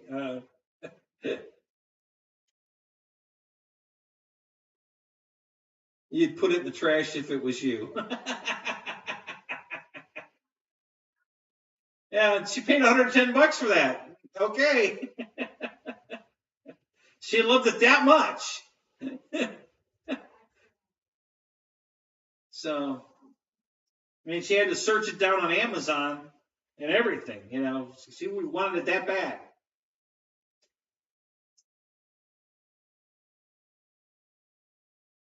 Why don't you search for that lamp, the light fixture?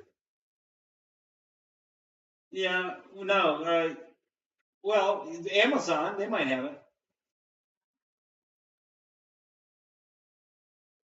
Oh, you're going to do the search by, you're not going to just do a text airplane lamp or what would you, light fixture, I guess. Yeah. But did she get free shipping? I don't know. Did you get free shipping? Yeah, of course she did. She's an Amazon Prime, so yeah, she got free shipping. Yeah, what'd you order yesterday? Oh, she got a new blood pressure cup. She ordered it yesterday, got it today. So, yeah, she's a big Amazon shopper. And a sweater. Oh, she's, really out there shopping. Shopaholic. Did you have to buy 3 of them? One of you guys was going to say it. I beat you to it because somebody was going to say it. Did she get 3? Did she get the free shipping? No, she didn't have to buy 3.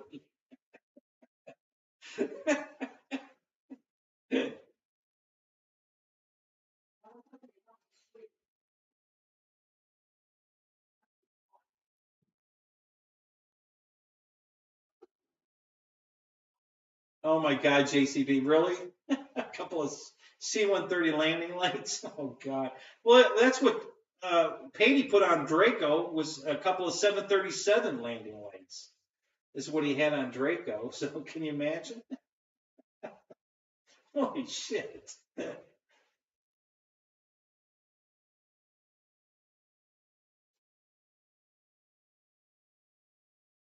Oh, they have a variety. So Brian already looked them up on Amazon. He says there's 100 to 150 of them on Amazon. It's a big range of different ones.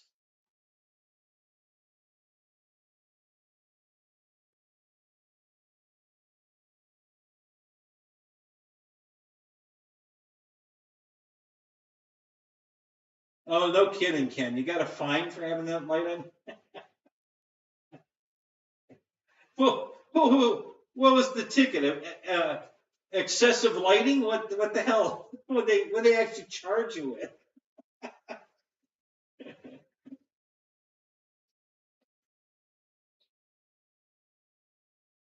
Yeah, that's it. She could have sold 2 of them and got 1 free wall art.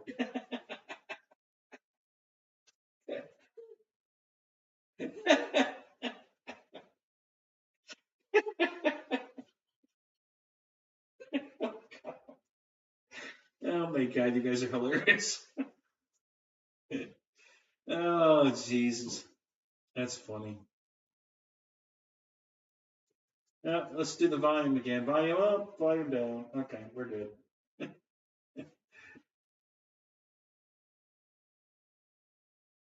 Not allowed to have aircraft. Really, is that a law somewhere? You can't have it. It actually specifies that in the book. You can't have aircraft landing lights on a highway vehicle.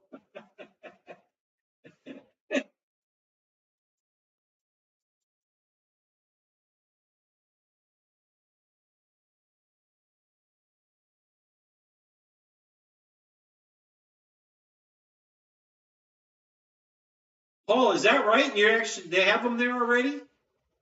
No kidding. The yellow banana? That's awesome, man.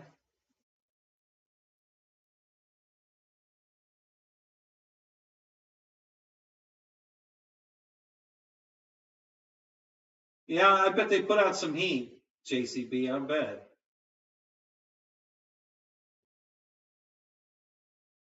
Oh, I got you. Same as spotlights, yeah.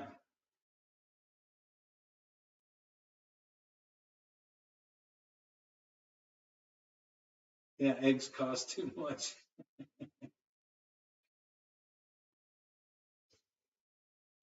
Not that I'm aware of, Eric. It's funny you bring that up. So, in the Walmart parking lot about a month ago, they were demonstrating this giant drone, and they were trying to promote. I guess Walmart's going to try to do drone deliveries, and they've hired this company to do. Everybody else has already given up on it. UPS, FedEx, Amazon. They've all decided that it's not feasible. We're not doing it. But this company has sold Walmart on the idea that they can make it work. And it ain't gonna work. But good luck for them. So the guys they had there were pretty clueless. I started asking them some questions about it, and they had no idea. So I don't know why the big parking lot demo. I don't know what the hell that was about.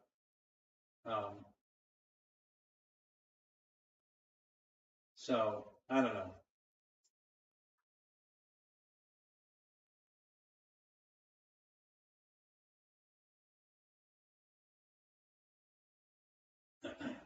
No, Randy's just a rebel. He's a rebel.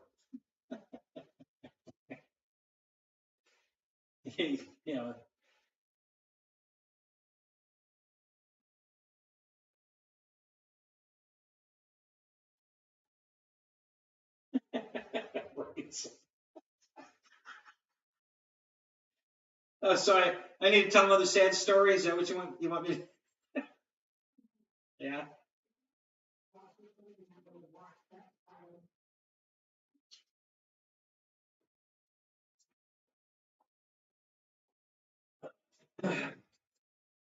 He liked it better when it's telling sad stories.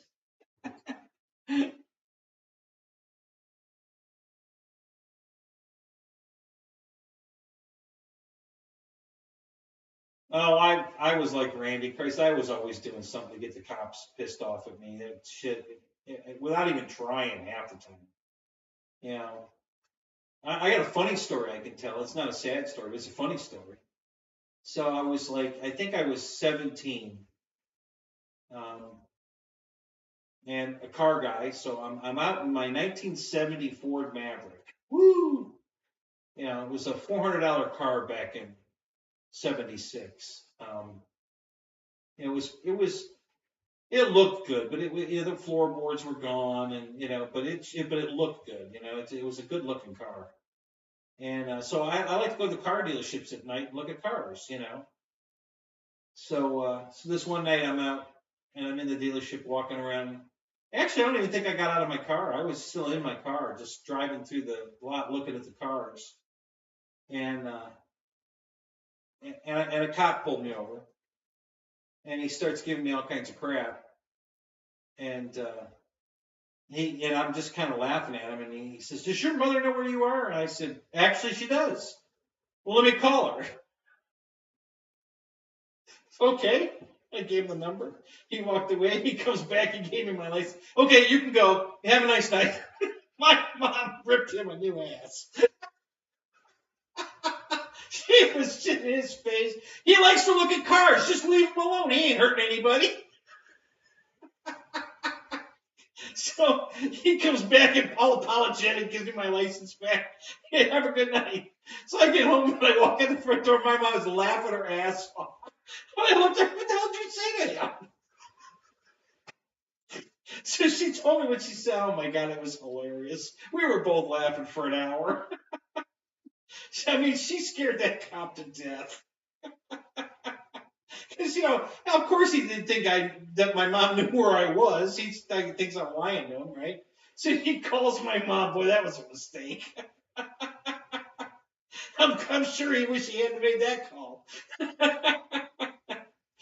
Oh my God, I'll never forget that one. That was a funny ass night.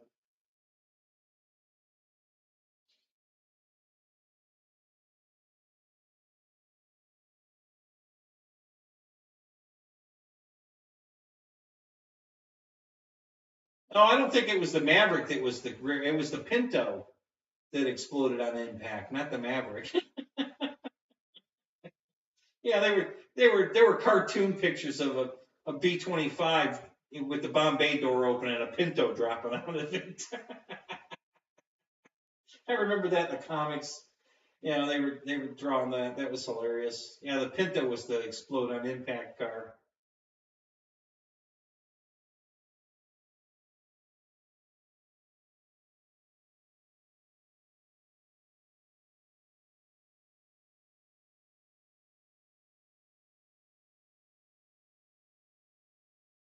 Oh my God, really, Paul? $1,600 for the T-28?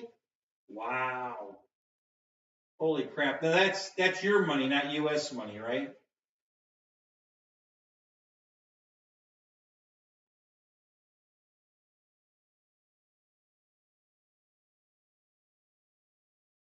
Oh, the cops bought you beer at 17?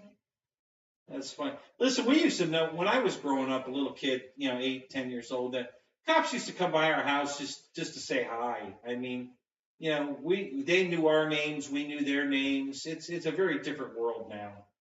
But back then, yeah, it was, they would just, come meet the neighborhood kind of, attitude. So, we'd be playing kick the can or something, and the cop car rolls up and, "Hey guys, what are you doing?" And just hanging out with us. It's kind of cool. You don't see that today. I mean, you'll never see that again.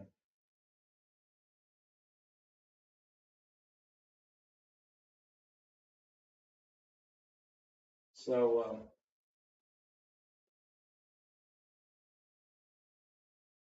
yeah, Paul, you know what? I think I'd go now. I don't think I'd wait till tomorrow afternoon. You just need to go over there. You know, don't wait. It's not, if you feel that bad, just go. Now's a good time to go. It won't be busy. The drunks aren't out yet. It's too early for them. Yeah, it's perfect right now. Yeah, they're still getting drunk. So there won't be any emergency room, fill-ups with drunk drivers or anything. So now's a good time to go. It should be pretty quiet there. You'll be able to get right in.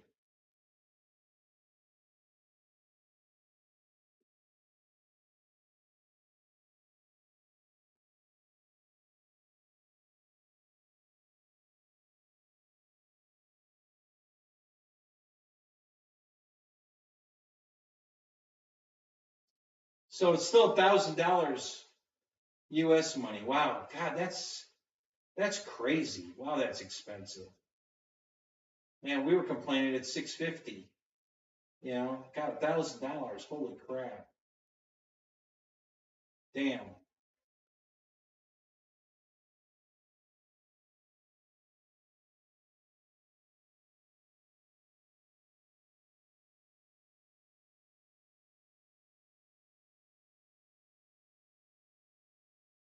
You out of here, Keith? All right, buddy. Have a good night. We'll talk to you later.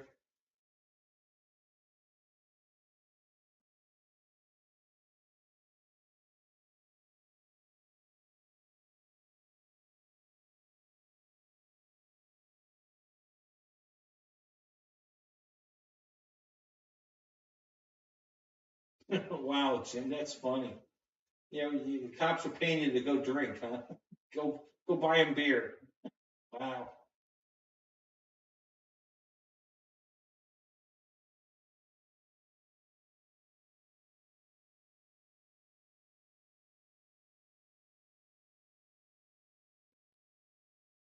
Oh yeah, Paul. Remember Bob Glidden was big time racer, man.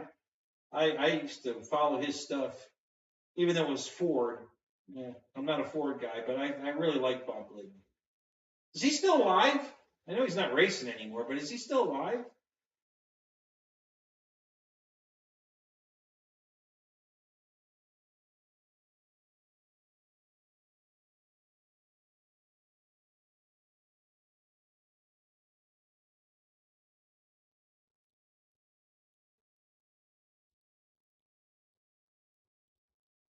Oh, 65 cents to $1. Wow. Yeah, that sucks. Wow.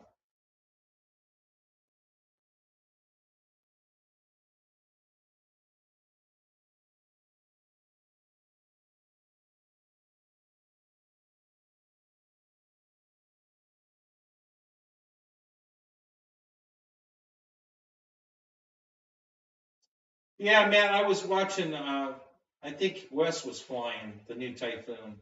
It did look pretty good. It looks much better than the other one. That's got an air brake on it and stuff now. It's a little bigger too, isn't it? It looked pretty good.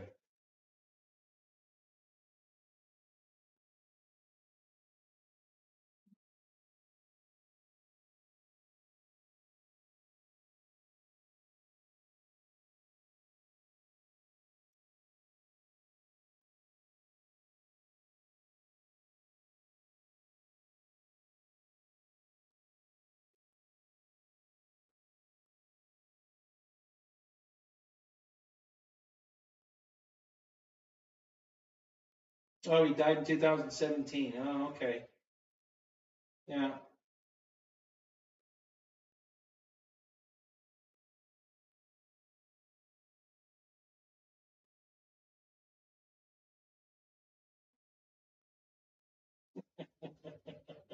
To the hobbits, drop full size carpets. Oh my God.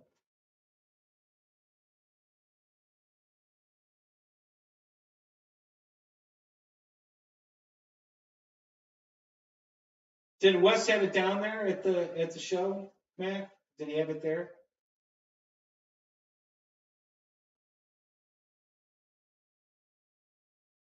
All right, Craig. Have a good night, man. Thanks for stopping in. It's good to see you. Volume. Let me do volume. There we go. We're good.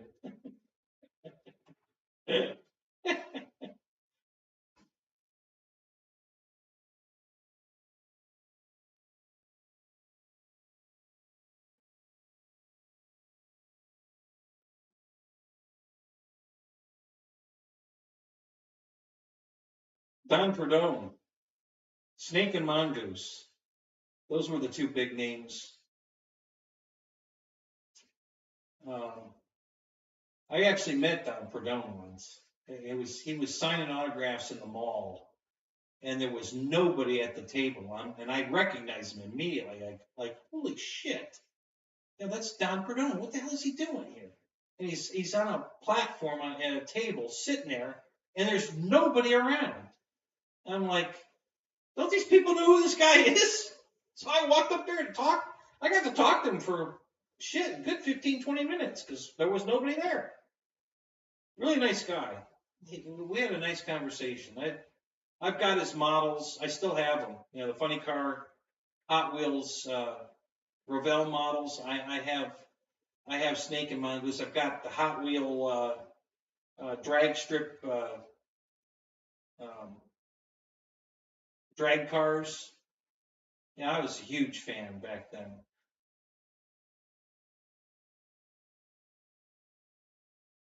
Oh yeah, well, that's true. Yeah. Well, a Dodge Pro Stock guy back then. Huh.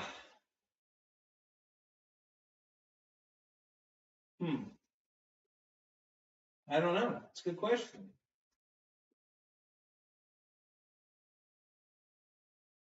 Yeah, I don't know who was driving any Dodge products back then. Was Dodge drag racing back then? Probably, but man, I can't think of the life of me who some of the Mopower drivers were.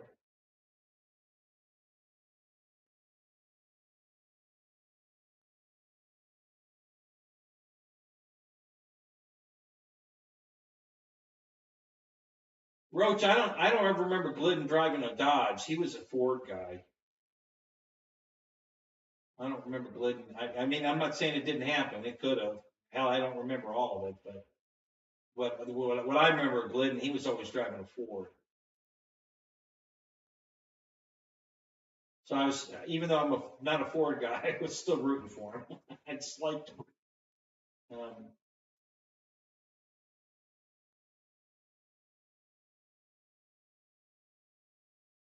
Oh, I'm deaf. You can't read either. In case you wanted a second opinion.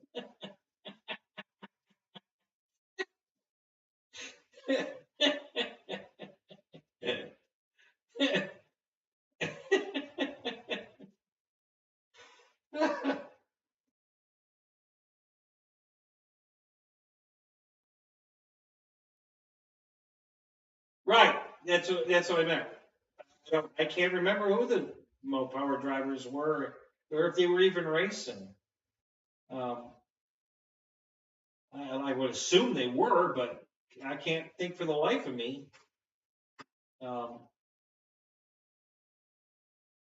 Back then, what they would have been driving or who was driving.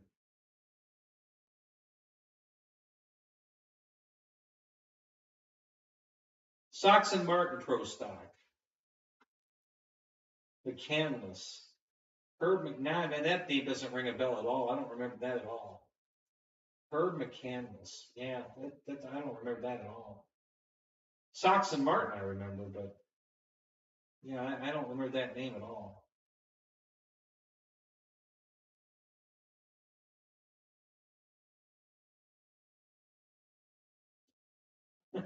Eric.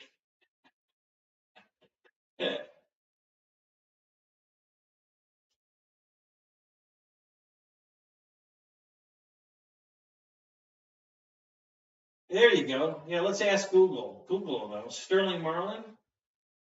Or Martin? Sterling Martin?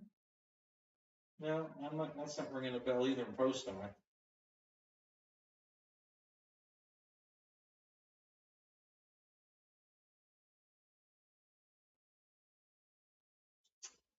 Yeah, that's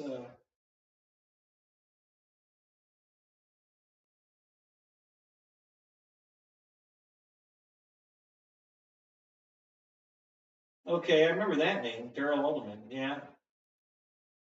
Was he a Mopower driver? Sterling Mose.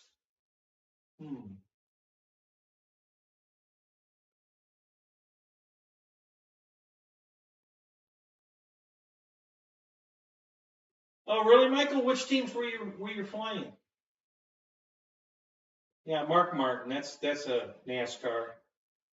That's not a pro stock driver.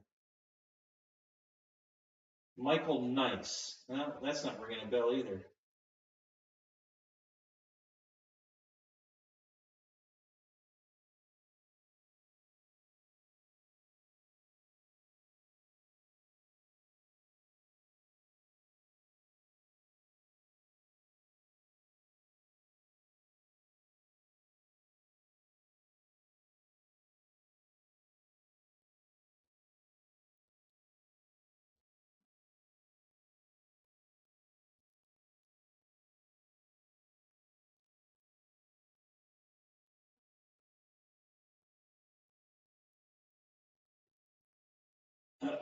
Yeah, big Don Garlis. That's Top Fuel car.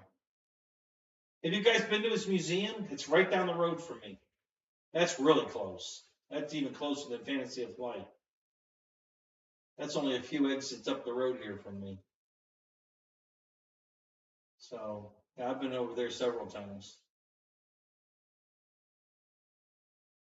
Yeah, those are the teams you flew? Really?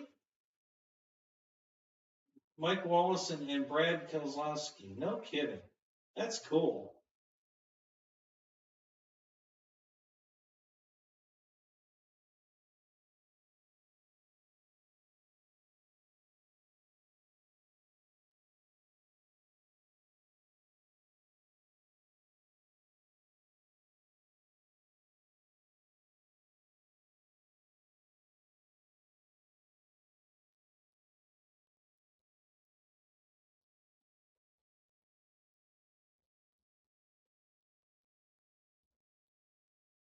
Was? You're not a Brad fan anymore, Roach?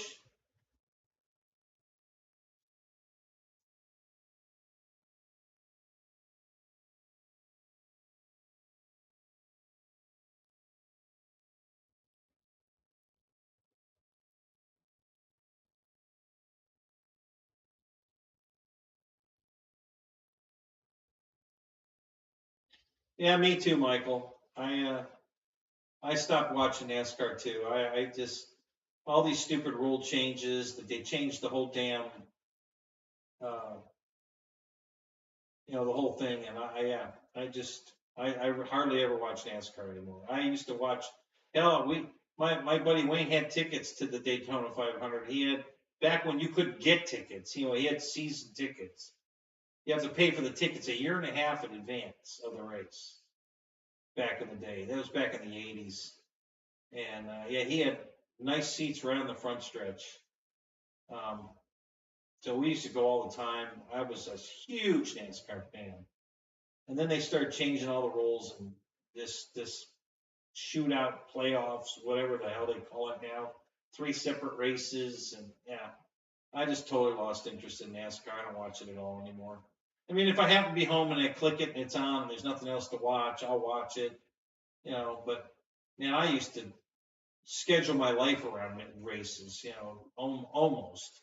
I mean, I literally, if unless I was doing something really important, I would stay home watch an NASCAR race. But not now. I don't even look it up.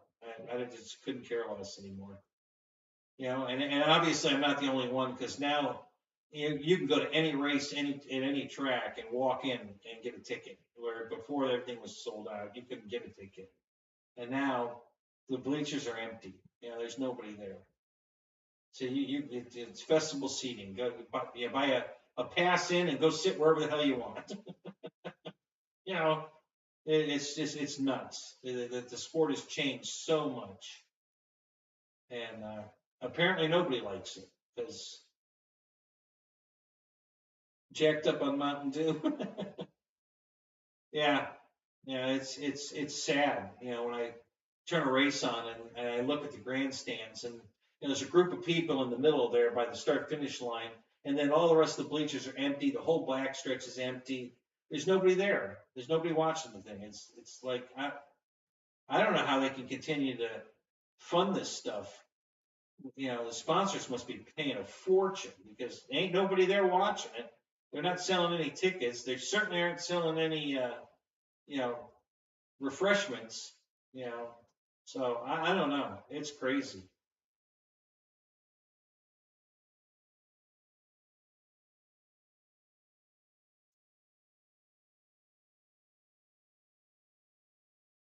Yeah, man, but you're too young to really remember NASCAR back in the day. It was way back in the day. It was way different.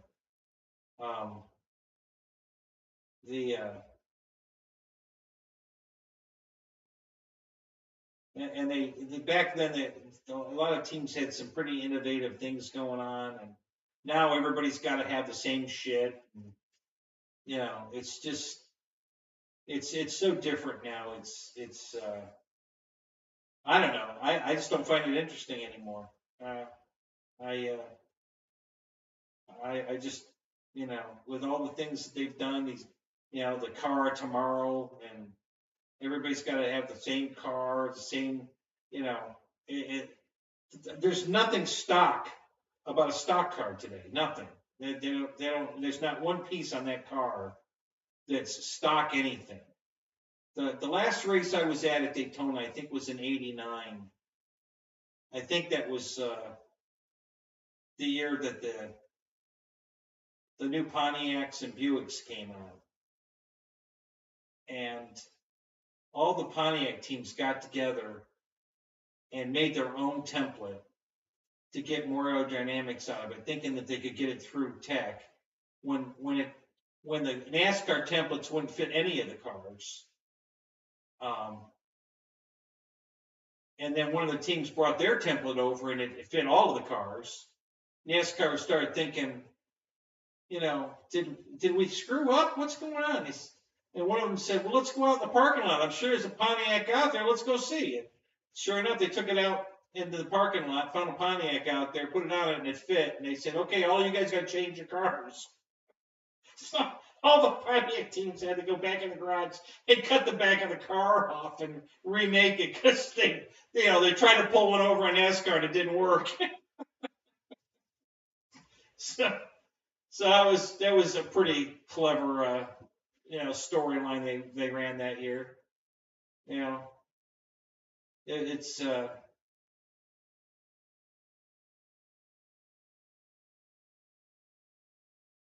well, that's true, Matt. But see, that's not what NASCAR. You know, NASCAR was born on consistency. You know, that's what it was. You know, all the races counted points, and the guy that was the most consistent throughout the year is the guy that would win. Now, if you don't win a race, it doesn't matter if you finish second every single race, you have no shot at winning the title because you have to win at least one race to be in the final run for the championship. So consistency isn't even a factor anymore. Now it's just whoever can win the most races. You can win one race and then DNF the rest of the season, and you still qualify. Well, unless point wise, but yeah, I just don't like the new system at all. I grew up in the old stuff where it was all about consistency, and it's a whole new game now. It's a totally different kind of racing.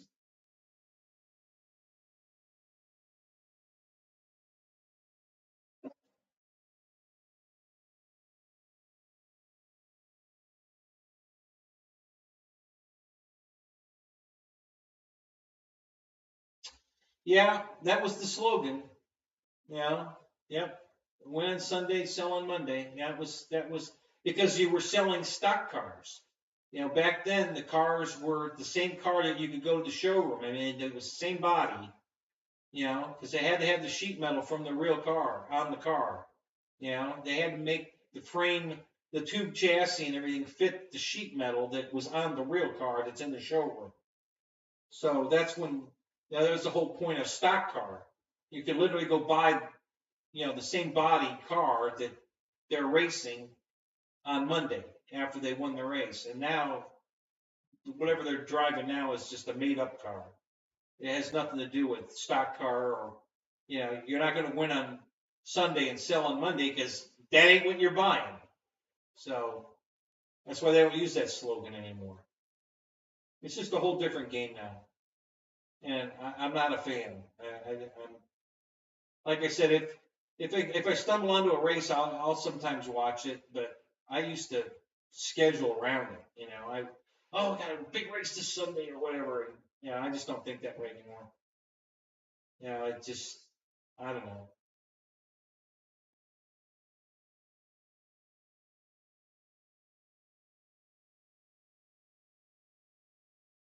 Yeah, Roach. Well, now Dale Jr. has a talk show on YouTube, and they talk all the old stories. You know, he has different guests in all the time. I don't know if you've seen it or not. It's called Dirty Mount, something like that.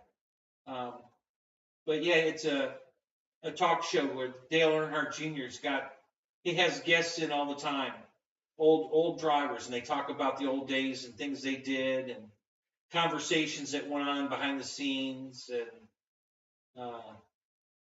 it's a good show. If you haven't seen it, go look it up. You know, he does them all the time. There's a bunch of shows out there and some really interesting stuff too. He talked about when he left Earnhardt, you know, his own team, and went to race for Hendricks. You know, and they had Gibbs on the show, and Gibbs was talking about the offer that they gave Dale. You know, the whining dining. They had him out to some guy's house. The guy that owned. Well, I guess I think he owned Kansas? Was it Washington Reds? Who did Gibbs coach for? I forget. Not a big football guy. I think it was the owner of the team. They had Dale out to his house, and Joe was there, and they were trying to sign Dale, and they're whining and dining him, and they're showing him all kinds of stuff, and then they started, Redskins, thank you. So then they started offering, I guess Papa John's Pizza, I think, was one of the franchises that they were buying, and they were going to give Dale, you know, some stock in the company, and you know, and then they finally gave him a piece of paper with the number on it, and he about had a heart attack. He couldn't believe the amount of money they offered him. It was like, and so, you know, and he talks about that, you know, how it scared him. You know, he said, I have to get out of here. You know, I mean, literally, he ran out the door. He was so frightened by that kind of number, he ran out the door. You know, and he called his sister, Kelly, who had been managing his stuff for him, and then Hendricks called him and had him come out to the house, and the number that Hendricks ran was way bigger than Gibbs, and he about fainted. He's like, oh my God. So it's a YouTube show. Go watch it. It's a great story. You know, how Dale talked about that whole thing with Teresa and DEI and everything. It's a really good story. If you're a NASCAR guy and you want to, you know, you need to go check it out because it was good. It was really interesting. What's up, Roland? What's up? He's in the house. So, I watch it. If you can't tell, I watch a lot of YouTube. Network TV does nothing for me anymore.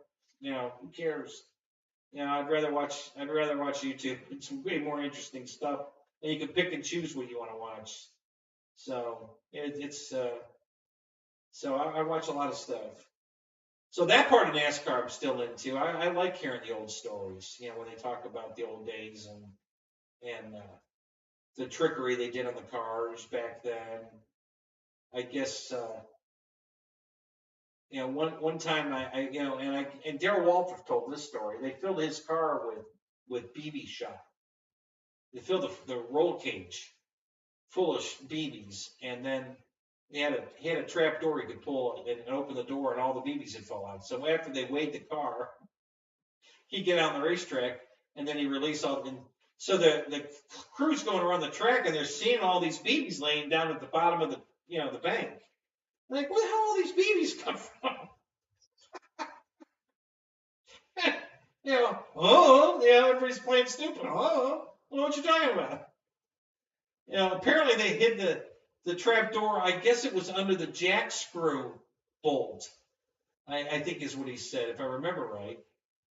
And so it's so interesting to hear these stories, guys. It's amusing. So it's fun to watch the show. The stories they tell are just hilarious. That they used to get away with this stuff. Sometimes they got caught. Sometimes too. One of my favorite episodes. I think it was under a red flag condition at one of the races. I don't remember which one, but do you remember Dr. Jerry Punch? He was one of the commentators. So during a red flag, they trying to fill. So he goes over to the NASCAR impound trailer where they've got all the illegal parts that they've gotten off of people's cars in this trailer, and a book, and a book's like this thick of all the stuff you can't do. Every time they catch somebody, they confiscate the part, they put it in the trailer, they put it in the book, and he's talking about. He's got this thin book. He says, this is the rule book that if you want to go fast, this is, illegal. But if you want to cheat, this is the book you want. And then he starts showing all the parts in the trailer. It was hilarious. I couldn't stop laughing at this whole story that Dr. Jerry Punch did one day. Yeah, it was hilarious. So, that's the stuff I really enjoy. Then and now, so, but yeah, Dale brings up a lot of that old stuff. When he was a little kid, he was in Victory Lane with his dad, and, a lot of those, they go back over a lot of those stories. So it's pretty cool.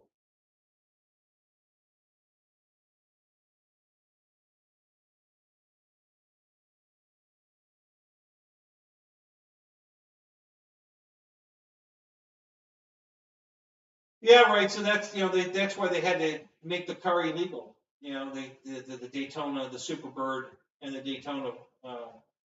They were just killing everybody. Aerodynamics were killing it. They couldn't. Nothing could touch them. So they had to outlaw the car. A similar thing happened in the rally racing. Audi was kicking everybody's ass. The Quattro was just murdering the series.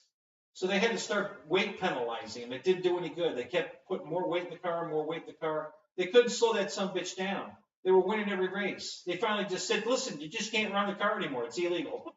End of story. You can't run the car anymore. We can't slow you down. You're killing everybody. We give up. You can't run the car anymore. It's illegal. It's the only way they can stop them. So,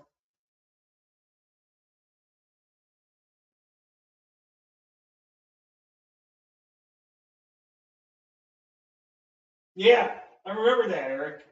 Yeah. Yeah, one of the teams had a way to release the trunk lid so the spoiler would be higher up in the air. They had all kinds of crazy shit they were doing. When they were running the restrictor plates, a couple of the teams figured out that if they drilled holes around the base of the carburetor, it would suck the air past the restrictor point. So the plate wasn't doing any good because it was drawing air from under the plate. Yeah, I mean, if you ain't cheating, you ain't trying, right? Is that kind of the way it goes, right? So yeah, that was some of the stuff that they did back in the day. I'm sure it's still going on, but you don't hear about it anymore. But I'm sure they're still cheating.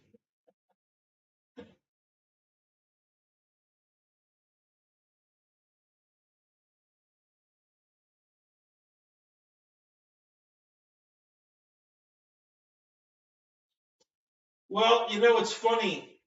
Again, YouTube. There's guys that restore those cars, and they talk about the car when it was in the showroom. They couldn't give those cars away. I mean, literally, 2 dealerships were taking the wing and the nose off the car and putting it back to without, so they could sell the car, because they could not sell the car with that big wing and the nose on it. Nobody wanted it. They could not give them away. You know, so they started taking the shit off the car. Can you imagine? Having a Superbird sitting in your showroom and sending out the garage, take this shit off. I mean, it's like, oh my God, are you serious? Yeah, because I mean, people are, you know, those cars are going for unbelievable money now. You know, and back then they couldn't give them away. So yeah, it's just, you know, some of the things that happen, just crazy.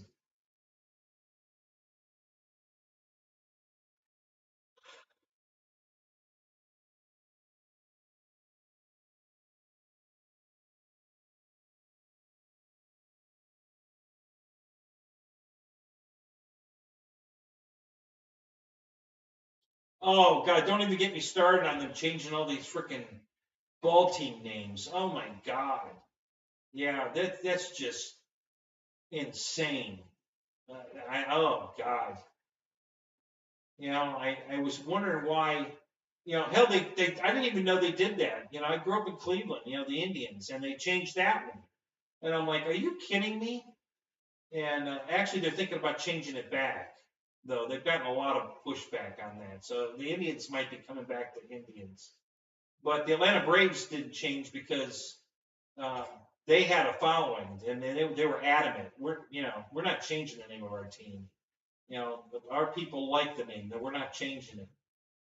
So, but I couldn't believe Cleveland changed their name. I couldn't believe it. But they're gonna. It sounds like they're gonna change it back.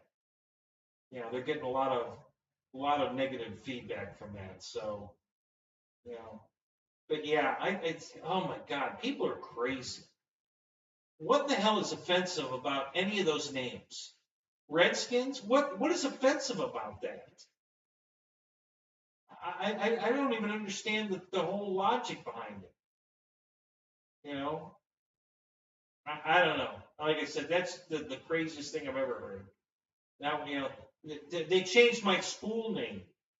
I grew up in it. It was the Willoughby South High. Okay, well, we had to take the South out of it because our school flag was a rebel flag. You know, and we had a little rebel mascot, the South High Rebel, a little short a little short fat guy, in a uniform, you know, and yeah, all that's gone now. My school's not called that anymore. The flag's gone. The little rebel guy's gone. You know, oh my God, they got a shitload of pushback from all the alumni. Oh, they hated it, but you know, I don't know. I don't know what the hell. You know, it just doesn't make sense to me. I mean, literally, they want to just change history. Let's just rewrite history and change it so that nobody's oppressed or you know, I don't know. I don't get it.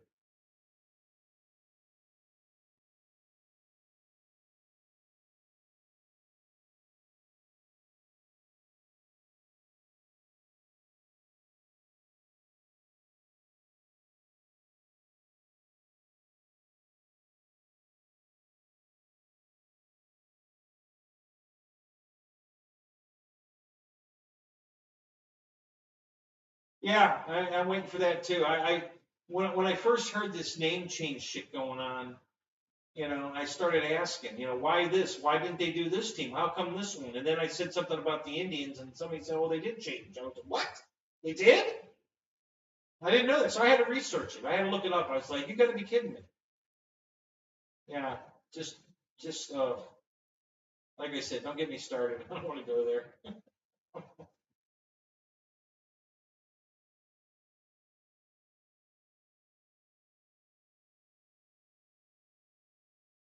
Yeah, I don't either, Eric. I think it's just wrong. You know, we've got statues of, you know, people. We got to tear them down now because he was a slave owner or whatever. I mean, it's just, you know, it's horrible. The whole thing is just horrible.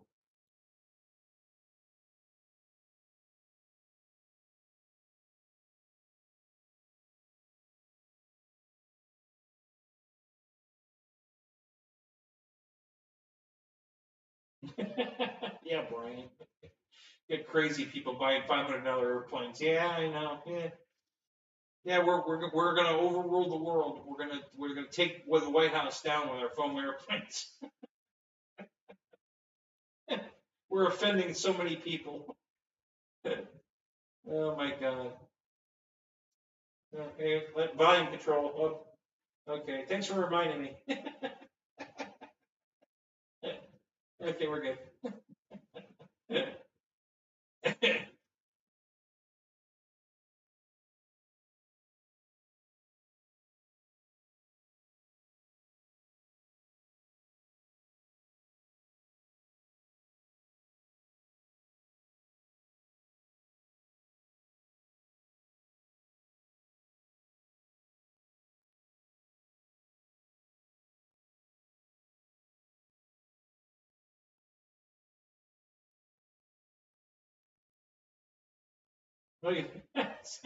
See, I'm not the only one. Paul's having a problem, right? See, he couldn't reply, so he had to restart his laptop.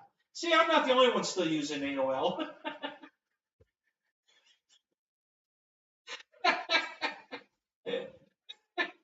Yeah, see? It's not just me.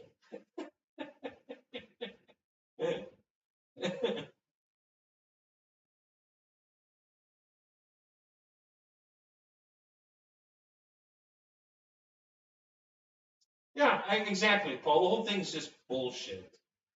You know, Christ, they're going to start taking our presidents off the money next. You know, because they all owned slaves at some point. So now you know, Washington's not going to be on the dollar bill, and you know, all that's going to change too now. You know, because you know, we have to abandon our past. We have to just rewrite the history books and take all that stuff out so that nobody ever hears about it again.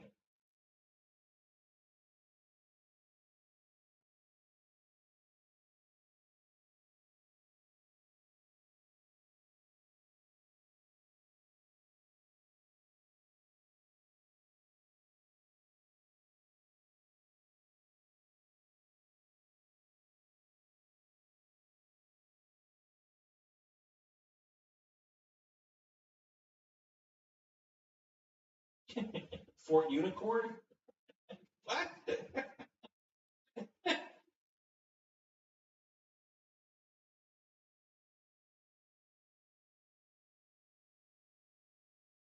Yeah, that's true. You know, I don't know. Yeah, I don't know what the hell they're going to do.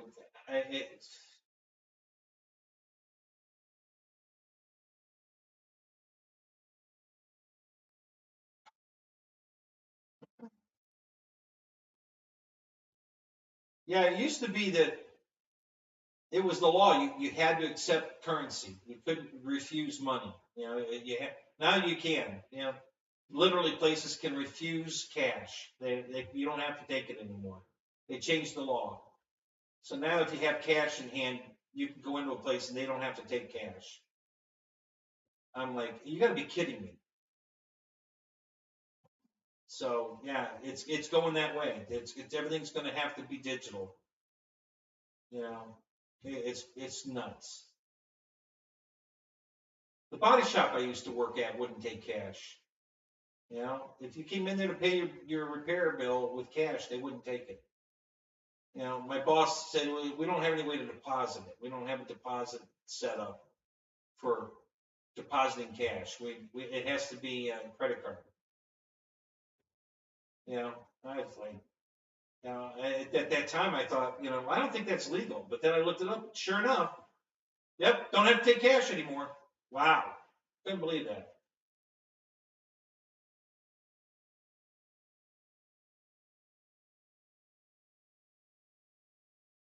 I didn't even know the Indians lost their name because I don't follow it. You know, so when somebody else said it, it blew my mind. I'm like, what? And what's this? I had the wheel. Did you guys get the wheel? I had the wheel for a second there. Fell off the bus? No, I didn't fall off the bus.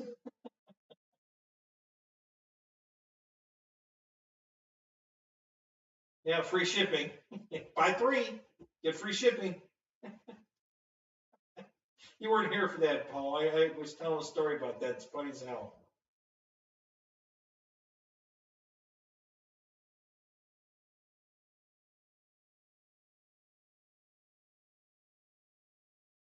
I was frozen for 30 seconds. Yeah. Okay. Yeah, I was frozen. I froze myself. I got some kind of message popped up on the laptop, but I don't know what it said. I couldn't read it.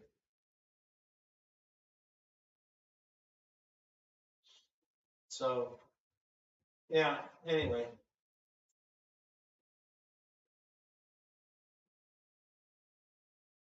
Put a sweater on them?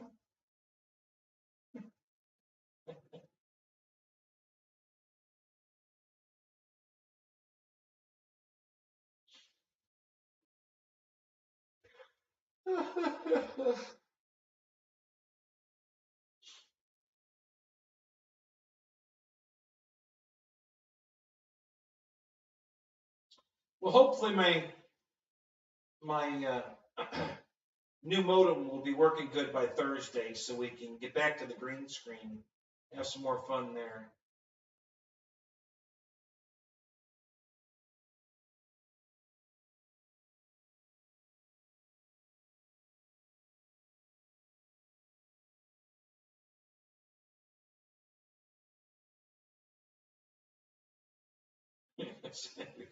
All the way to the crash scene, huh?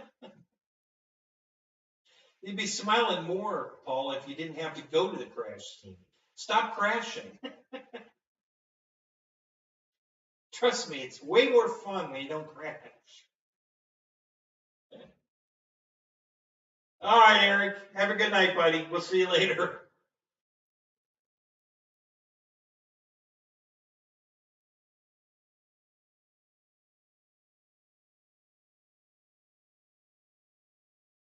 The extra $13 or $27 or whatever it is, and you can wad it up in a ball and just bring them back the key and say, "Here you go." It's at the bottom of a ravine over there, and you're off the hook. So you go rent an airplane for a few hours, and you buy the insurance, and if you crash it or lose it, well, here's the radio. Hey, thanks. Bye. Not your problem anymore, right? That might be just the way to go with this hobby when you think about it.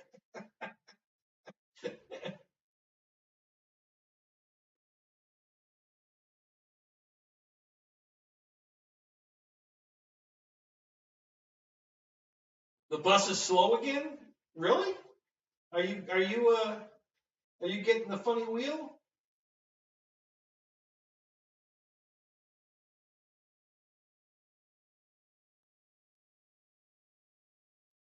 You want a Viking funeral with a plane going in on fire.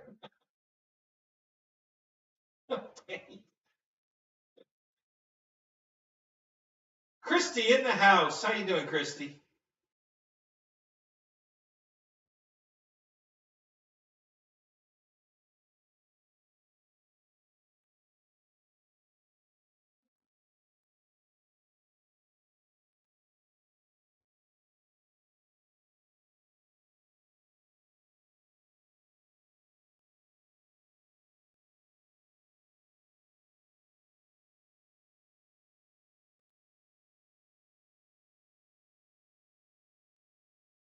I had a new pilot come out to the field today.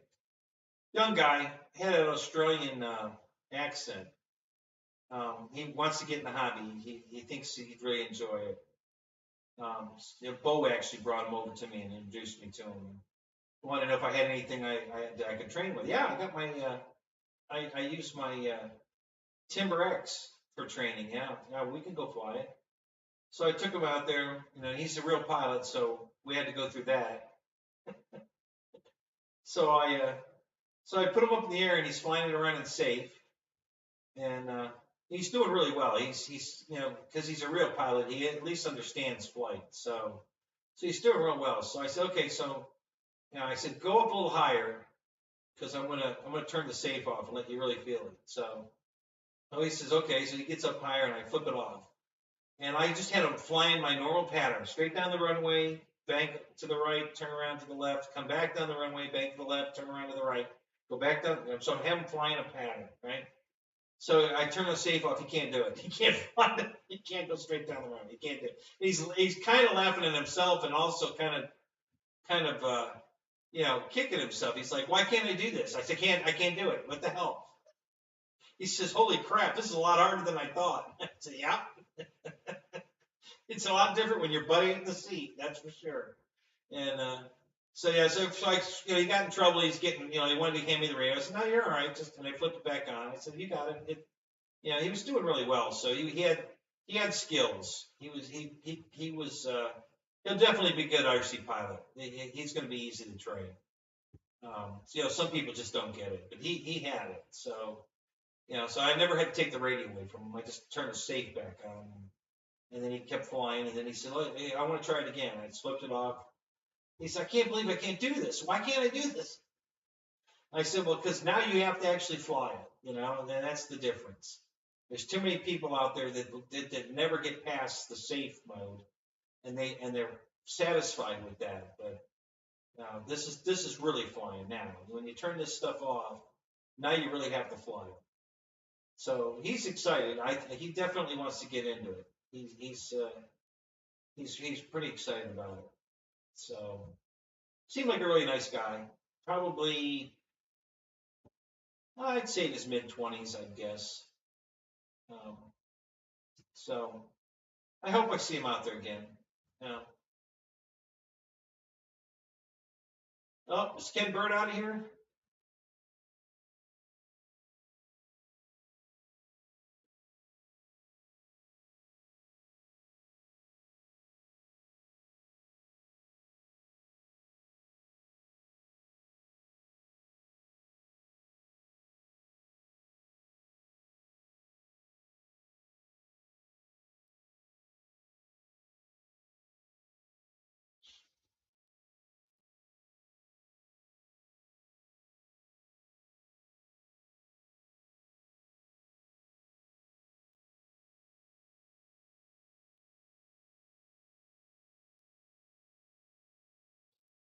Brian, you removed that message too quick. I only got halfway through it. Damn it.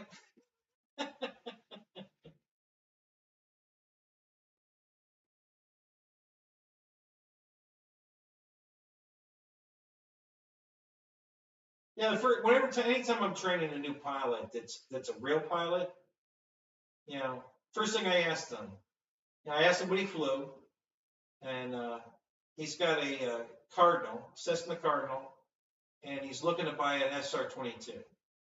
And I said, okay. I said, so are you instrument rated? He says, no, I'm working on that now. I said, so you've been under the hood? He says, yeah. I said, okay, so imagine this. Let's reverse it. You can look out the window, but you can't see any of your gauges. So you have no idea what the airplane's doing. Altitude, airspeed, all gone. You don't have any of that because that's what you have here. Okay, second thing is they just shot your body full of Novocaine. You're numb. You can't feel anything. So you're getting no feedback from the airplane because that's what you have here.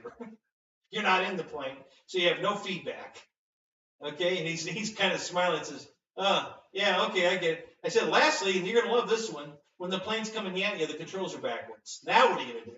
And he's like, oh, shit, I didn't think about that. Yep. So, but he figured it out right away. He's the one he actually said it first. And, so I'd have to, on the low wing, I'd want to move the stick to the low wing. Right. We call that propping up the low wing. Right. So he got it, so he understood it all. But then when we put it to practice, he kept making it, he kept turning the wrong way. And I said, yep, see? Not as easy as it looks, is it? He's like, oh my God.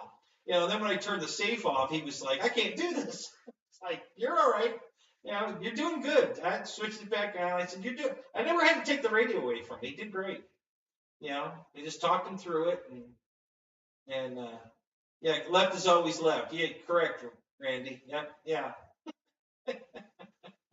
So anyway, so he flew it around, and then I just took it away to land it, and he was pretty excited. But he says, yeah, man, I can't believe how much.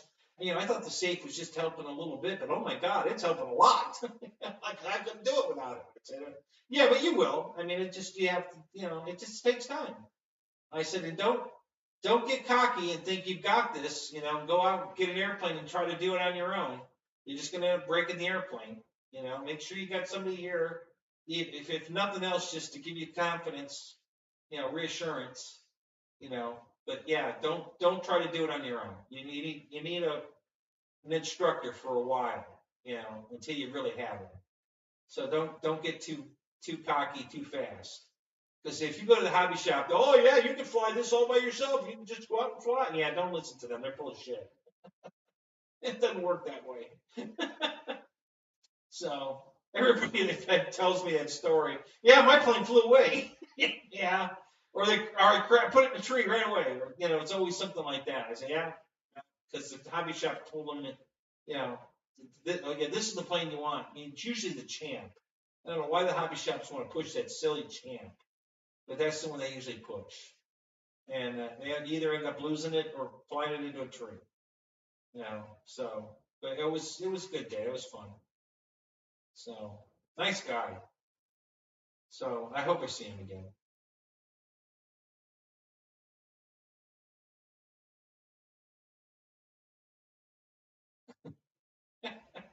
Which has a habit of spilling her drink down her front. That's the first time I've heard her say that. If I've been missing all these, you know, the last year or so.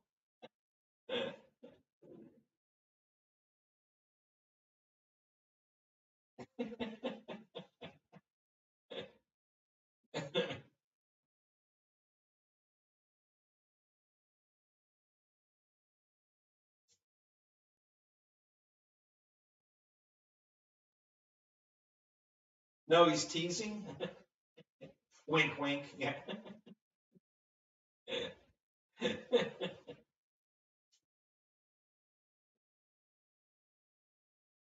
All right, guys, I'm going to call this because I'm too noisy and my ex is trying to sleep.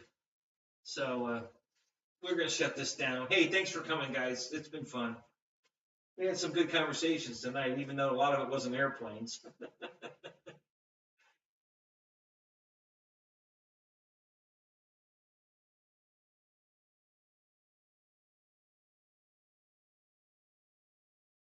Yeah, right, Brian. No, I'm sure that won't happen. He'll do just fine in his real plane.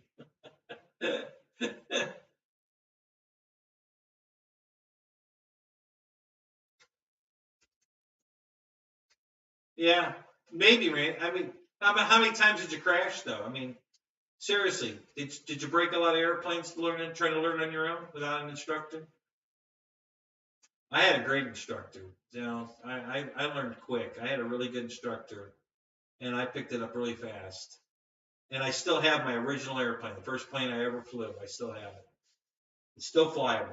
You know, so that just goes to show you, you know, that, you know, 50 years later, I still have the original plane I learned to fly on. So I don't crash very often. It happens, but not very often.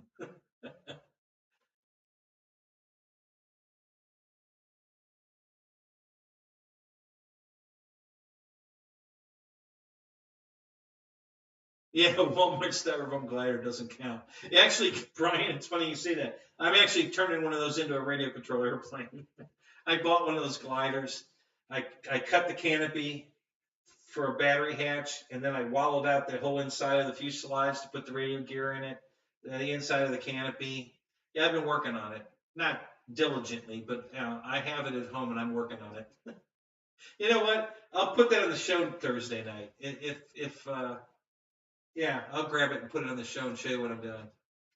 So yeah, I'm actually gonna make a Walmart glider into an RC airplane.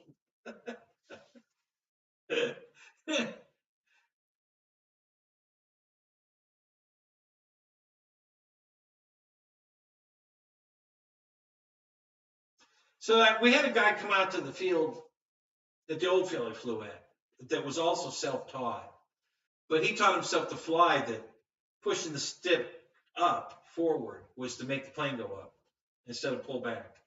So he learned backwards. So he couldn't fly any of our planes, and we couldn't fly his because he learned the other way around. And I told him, I says, you know, you may really want to think that over. You know, because if you ever get in trouble, you know, like a bee stings you in the eye or something, Nobody here can save your airplane because we're going to crash it. You may want to learn to fly it the right way. And I know it's going to be hard to relearn, but you may want to think about that because, one day it might bite you in the ass. So.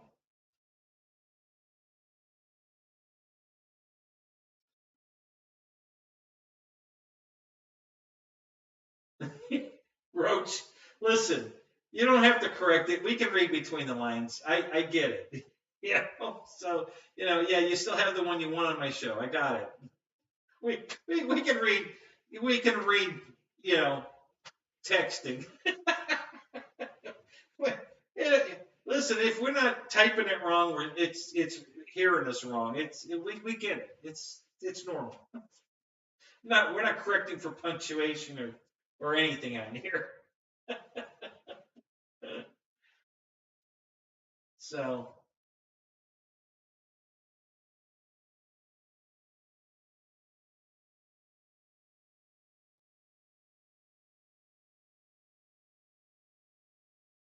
Yeah, bee sting, lightning strike. Yeah, exactly.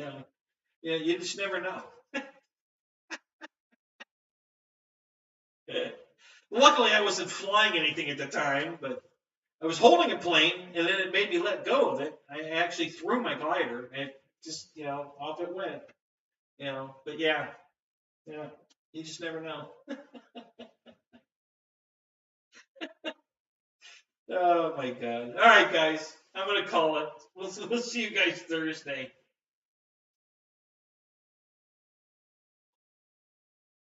Yeah, the first 7-minute flight I left, I was in heaven. Yeah, I'll bet.